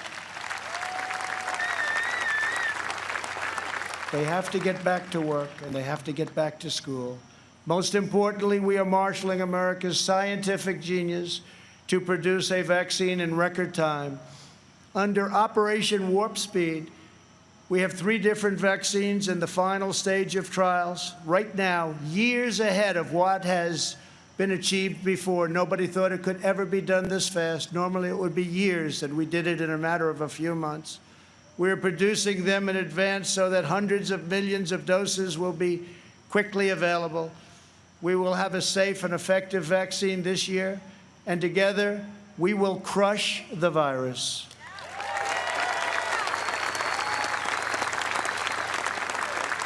At the Democrat convention, you barely heard a word about their agenda. But that's not because they don't have one. It's because their agenda is the most extreme set of proposals ever put forward by a major party nominee. Joe Biden may claim he is an ally of the light, but when it comes to his agenda, Biden wants to keep us completely in the dark. He doesn't have a clue. He has pledged a $4 trillion tax hike on almost all American families, which will totally collapse our rapidly improving economy and once again, record stock markets that we have right now will also collapse. That means your 401ks, that means all of the stocks that you have. On the other hand, just as I did in my first term, I will cut taxes even further for hardworking moms and dads. I will not raise taxes. I will cut them, and very substantially. And we will also provide tax credits to bring jobs out of China back to America, and we will impose tariffs on any company that leaves America to produce jobs overseas. We will make sure our companies and jobs stay in our country, as I've already been doing for quite some time, if you've noticed. Joe Biden's agenda is made in China. My agenda is made in the USA.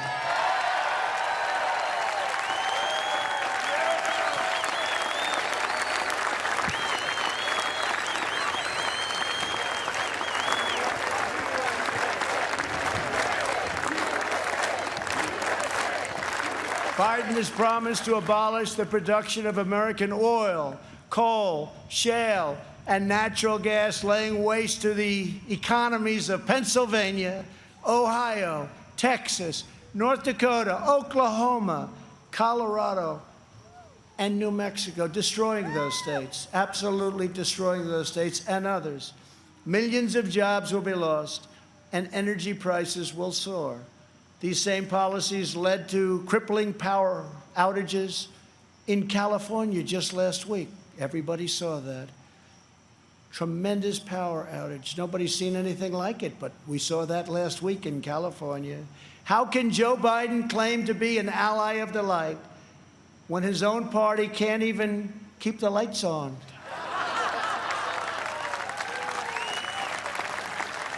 Joe Biden's campaign has even published a 110-page policy platform. You can't get away from this.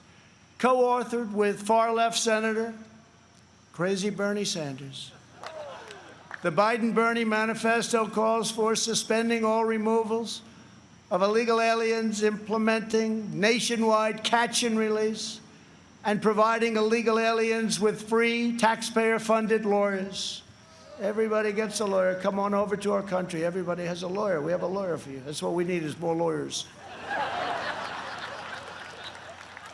Joe Biden recently raised his hand on the debate stage and promised to your giveaway, he was going to give it away, your health care dollars to illegal immigrants, which is going to bring massive number of immigrants into our country. Massive numbers will pour into our country in order to get all of the goodies that they want to give, education, health care, everything. He also supports deadly sanctuary cities that protect criminal aliens.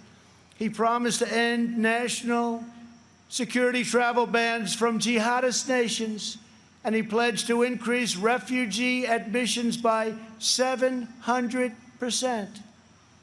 This is in the manifesto. The Biden plan would eliminate America's borders in the middle of a global pandemic, and he's even talking about taking the wall down. How about that? Biden also vowed to oppose school choice and close all charter schools, ripping away the ladder of opportunity for Black and Hispanic children. In a second term, I will expand charter schools and provide school choice to every family in America.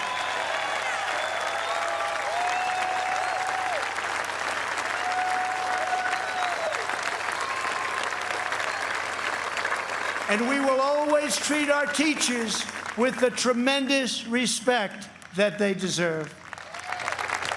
Great people. Great, great people. Joe Biden claims he has empathy for the vulnerable, yet the party he leads supports the extreme late-term abortion of defenseless babies right up until the moment of birth. Democrat leaders talk about moral decency, but they have no problem with stopping a baby's beating heart in the 9th month of pregnancy. Democrat politicians refuse to protect innocent life, and then they lecture us about morality and saving America's soul. Tonight, we proudly declare that all children, born and unborn, have a God-given right to life.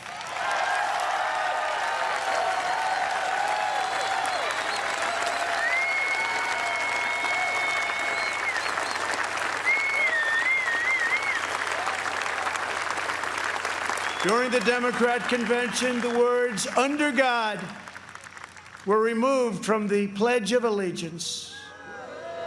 Not once, but twice. We will never do that.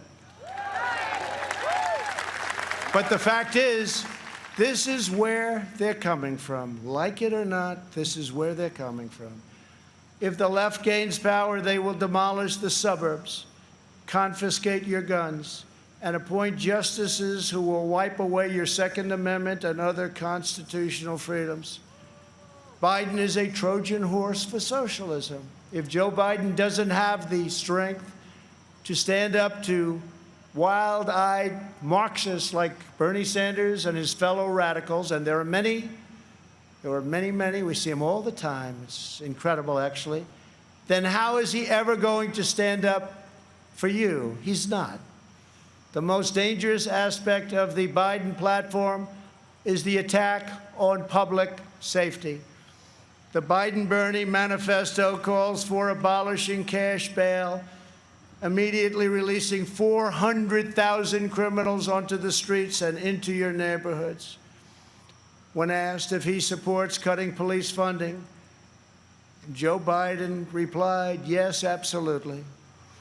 When Congresswoman Ilhan Omar called the Minneapolis Police Department a cancer that is rotten to the root, Biden wouldn't disavow her support and reject her endorsement. He proudly displayed it shortly later on his website, displayed it in big letters.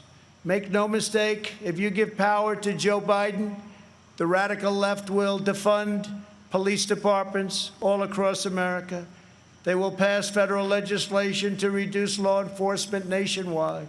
They will make every city look like Democrat-run Portland, Oregon. No one will be safe in Biden's America. My administration will always stand with the men and women of law enforcement.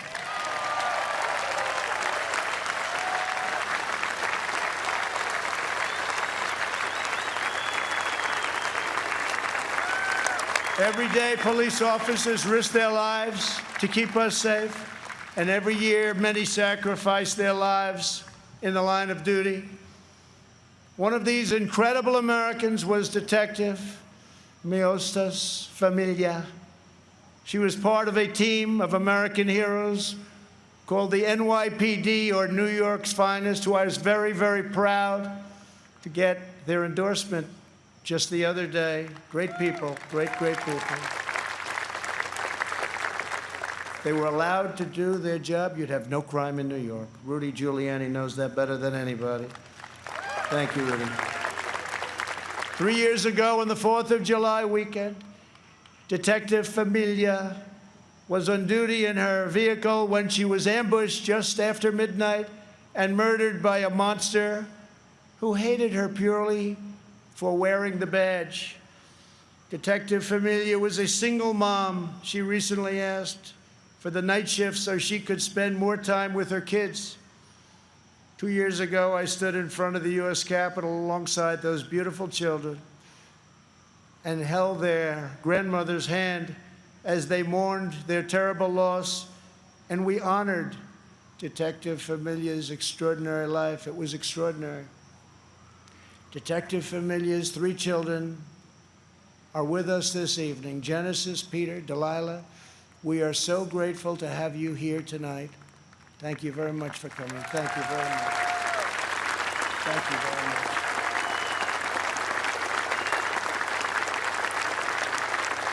Thank you very much.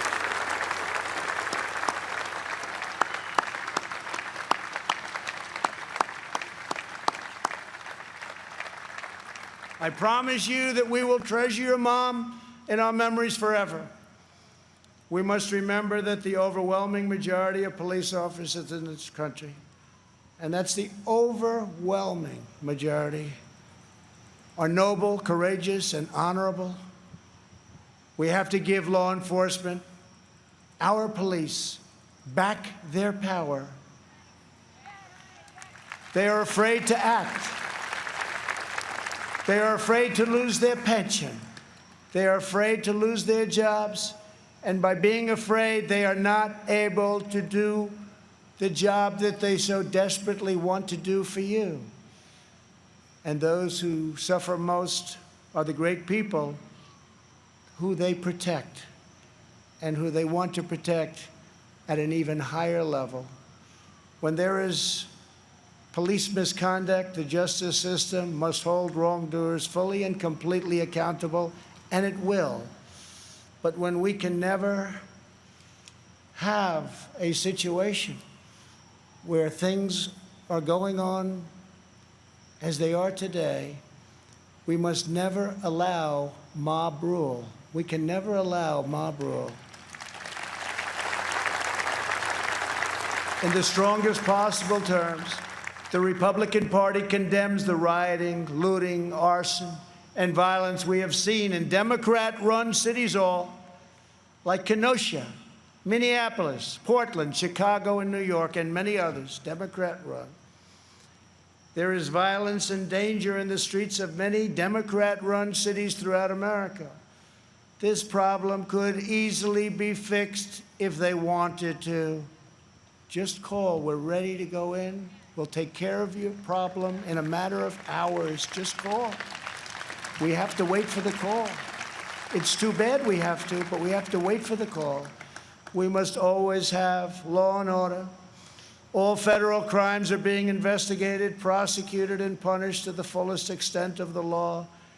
When the anarchists started ripping down our statues and monuments right outside, I signed an order immediately, 10 years in prison.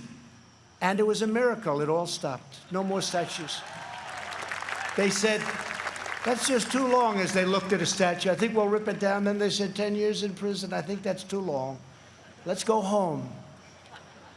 During their convention, Joe Biden and his supporters remained completely silent about the rioters and criminals spreading mayhem in Democrat-run cities. They never even mentioned it during their entire convention, never once mentioned.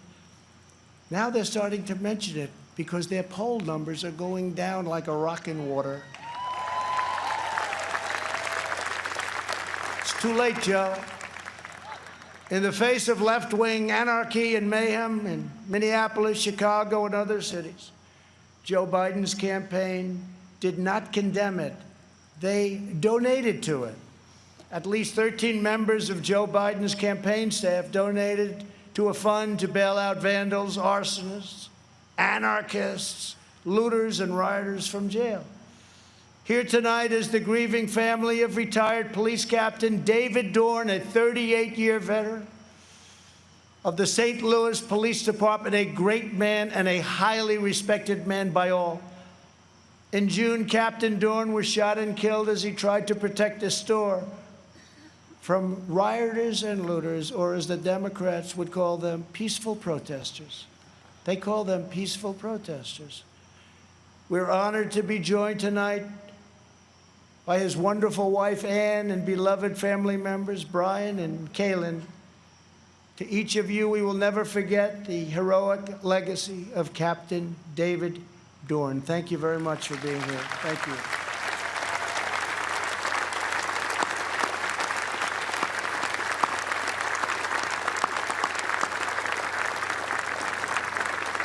Thank you very much. Great man, great man. As long as I am president, we will defend the absolute right of every American citizen to live in security, dignity, and peace. If the Democrat Party wants to stand with anarchists, agitators, rioters, looters, and flag burners, that is up to them. But I, as your president, will not be a part of it. The Republican Party will remain the voice of the patriotic heroes who keep America safe and salute the American flag.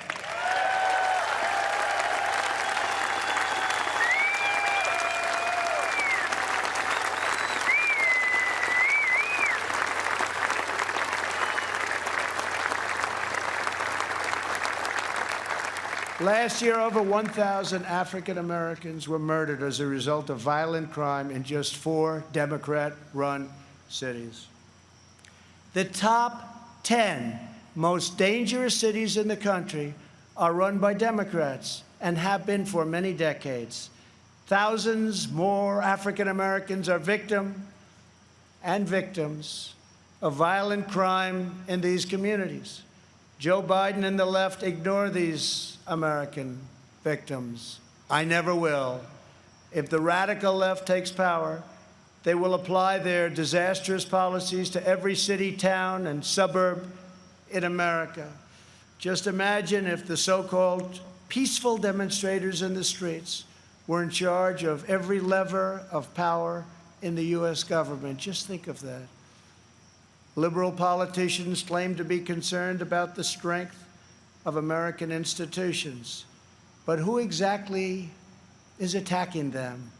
Who is hiring the radical professors, judges, and prosecutors? Who is trying to abolish immigration enforcement and establish speech codes designed to muzzle dissent? In every case, the attacks on American institutions are being waged by radical left. Always remember, they are coming after me because I am fighting for you. That's what's happening. And it's been going on from before I even got elected.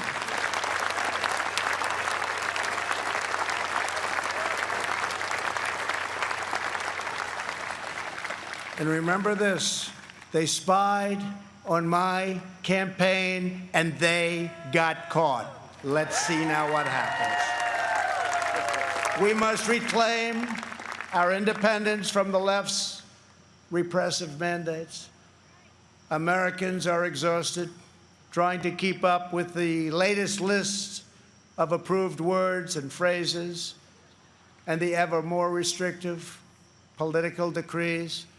Many things have a different name now, and the rules are constantly changing.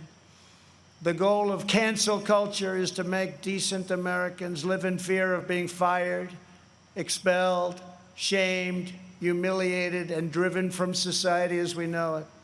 The far left wants to coerce you into saying what you know to be false and scare you out of saying what you know to be true. It's very sad. But on November 3rd, you can send them a very thundering message they will never forget.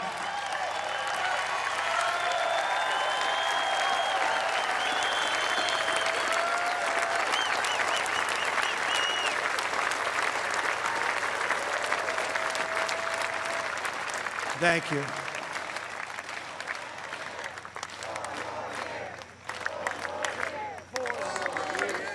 Thank you very much.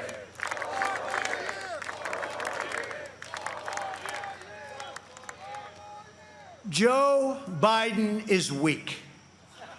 He takes his marching orders from liberal hypocrites who drive their cities into the ground while fleeing far from the scene of the wreckage. These same liberals want to eliminate school choice while they enroll their children in the finest private schools in the land. They want to open our borders while living in Waldorf compounds and communities in the best neighborhoods in the world. They want to defund the police while they have armed guards for themselves. This November, we must turn the page forever on this failed political class. The fact is, I'm here. What's the name of that building?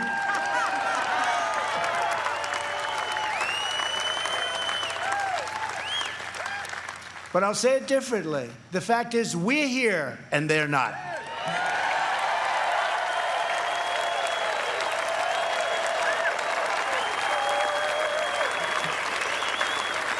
To me, one of the most beautiful buildings anywhere in the world, and it's not a building, it's a home as far as I'm concerned.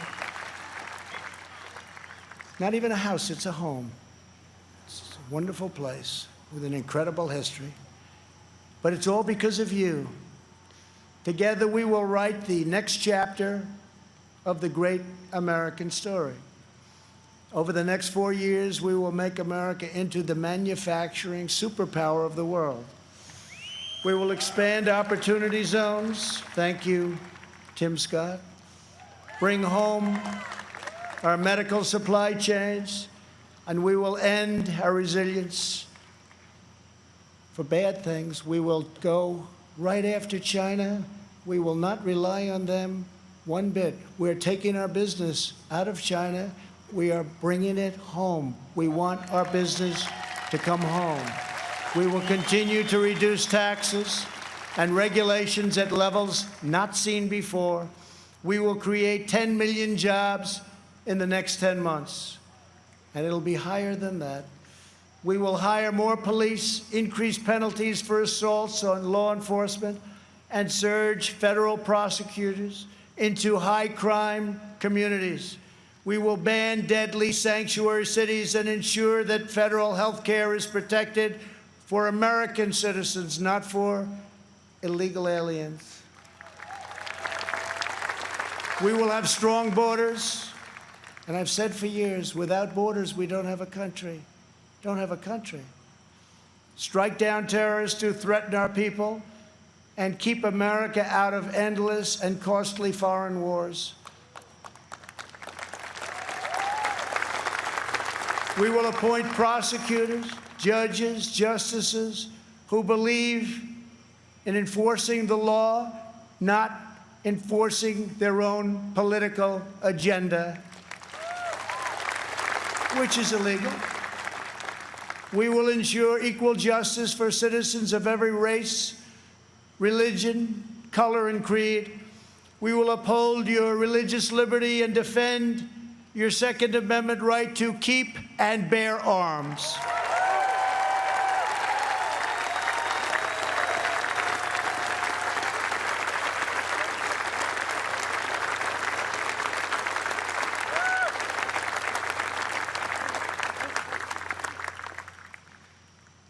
And if we don't win, your Second Amendment doesn't have a chance. I can tell you that. I have totally protected it. We will protect Medicare and Social Security. We will always and very strongly protect patients with pre-existing conditions. And that is a pledge from the entire Republican Party. Thank you, Kevin. We will end surprise medical billing, require price transparency, and further reduce the cost of prescription drugs and health insurance premiums. They're coming way down. We will greatly expand energy development, continuing to remain the #1 in the world and keep America energy independent.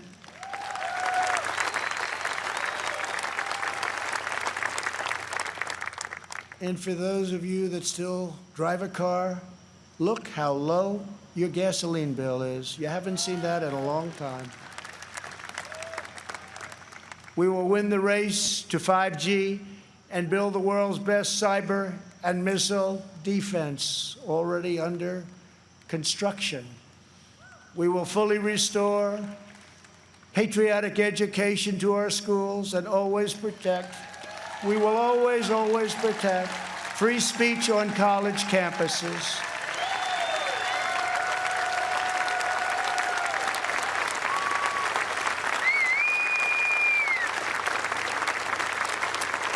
And we put a very big penalty in they do anything having to do with your free speech, colleges have to pay a tremendous, tremendous financial penalty. And again, it's amazing how open they've been lately. We will launch a new age of American ambition in space. America will land the first woman on the moon, and the United States will be the first nation to plant its beautiful flag on Mars. This is the unifying national agenda that will bring our country together. So tonight I say to all Americans, this is the most important election in the history of our country. There has never been such a difference between two parties or two individuals in ideology, philosophy, or vision than there is right now. Our opponents believe that America is a depraved nation. We want our sons and daughters to know the truth. America is the greatest and most exceptional nation in the history of the world.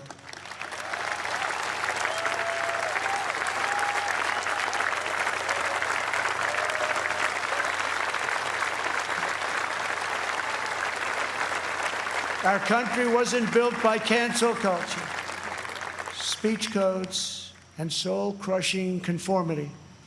We are not a nation of timid spirits. We are a nation of fierce, proud, and independent American patriots. We're a nation of pilgrims, pioneers, adventurers, explorers, and trailblazers who refuse to be tied down, held back, or in any way reined in. Americans have steel in their spines, grit in their souls, and fire in their hearts. There is no one like us on earth. I want every child in America to know that you are part of the most exciting and incredible adventure in human history. No matter where your family comes from, no matter your background in America, anyone can rise. With hard work, devotion, and drive, you can reach any goal and achieve every ambition. Our American ancestors sailed across the perilous ocean to build a new life on a new continent. They braved the freezing winters, crossed the raging rivers, scaled the rocky peaks, trekked the dangerous forests, and worked from dawn till dusk. These pioneers didn't have money, they didn't have fame, but they had each other. They loved their families, they loved their country, and they loved their God. When opportunity beckoned, they picked up their Bibles, packed up their belongings, climbed into their covered wagons, and set out west for the next adventure. Ranchers and miners, cowboys and sheriffs, farmers and settlers, they pressed on past the Mississippi to stake a claim in the wild frontier. Legends were born: Wyatt Earp, Annie Oakley, Davy Crockett, and Buffalo Bill. Americans built their beautiful homesteads on the open range. Soon they had churches and communities, then towns, and with time, great centers of industry and commerce. That is who they were. Americans build their future. We don't tear down our past. We are the nation that won a revolution, toppled tyranny and fascism, and delivered millions into freedom. We laid down the railroads, built the great ships, raised up the skyscrapers, revolutionized industry, and sparked a new age of scientific discovery. We set the trends in art and music, radio and film, sport and literature, and we did it all with style and confidence and flair, because that is who we are. Whenever our way of life was threatened, our heroes answered the call, From Yorktown to Gettysburg, from Normandy to Iwo Jima, American patriots raced into cannon blasts, bullets, and bayonets to rescue American liberty. They had no fear, but America didn't stop there. We looked into the sky and kept pressing onward. We built a 6 million pound rocket and launched it thousands of miles into space. We did it so that two brave patriots could stand tall and salute our wondrous American flag planted on the face of the moon. For America, nothing is impossible. Over the next 4 years, we will prove worthy of this magnificent legacy.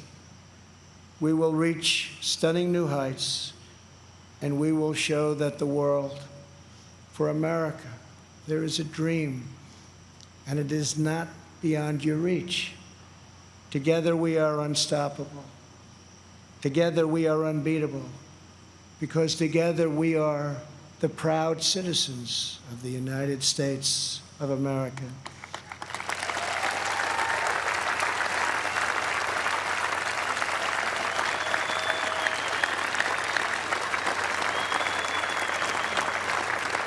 And on November 3rd, we will make America safer. We will make America stronger. We will make America prouder. And we will make America greater than ever before. I am very, very proud to be the nominee of the Republican Party. I love you all. God bless you, and God bless America. Thank you very much.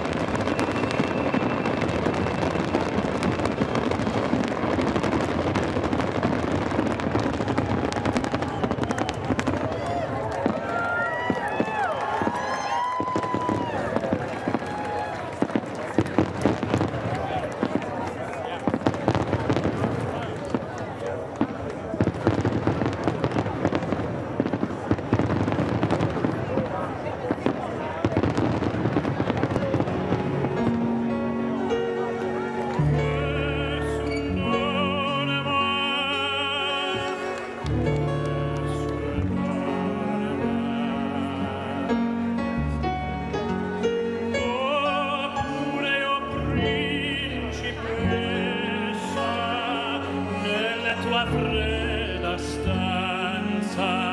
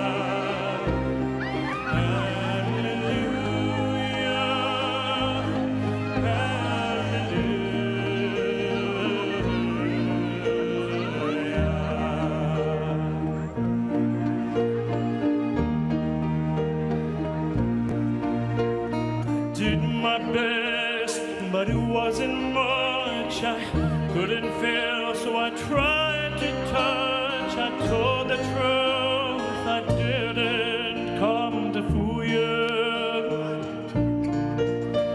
And even though it all went wrong, I stand before the Lord of Sun with nothing on my tongue but hallelujah, hallelujah, hallelujah.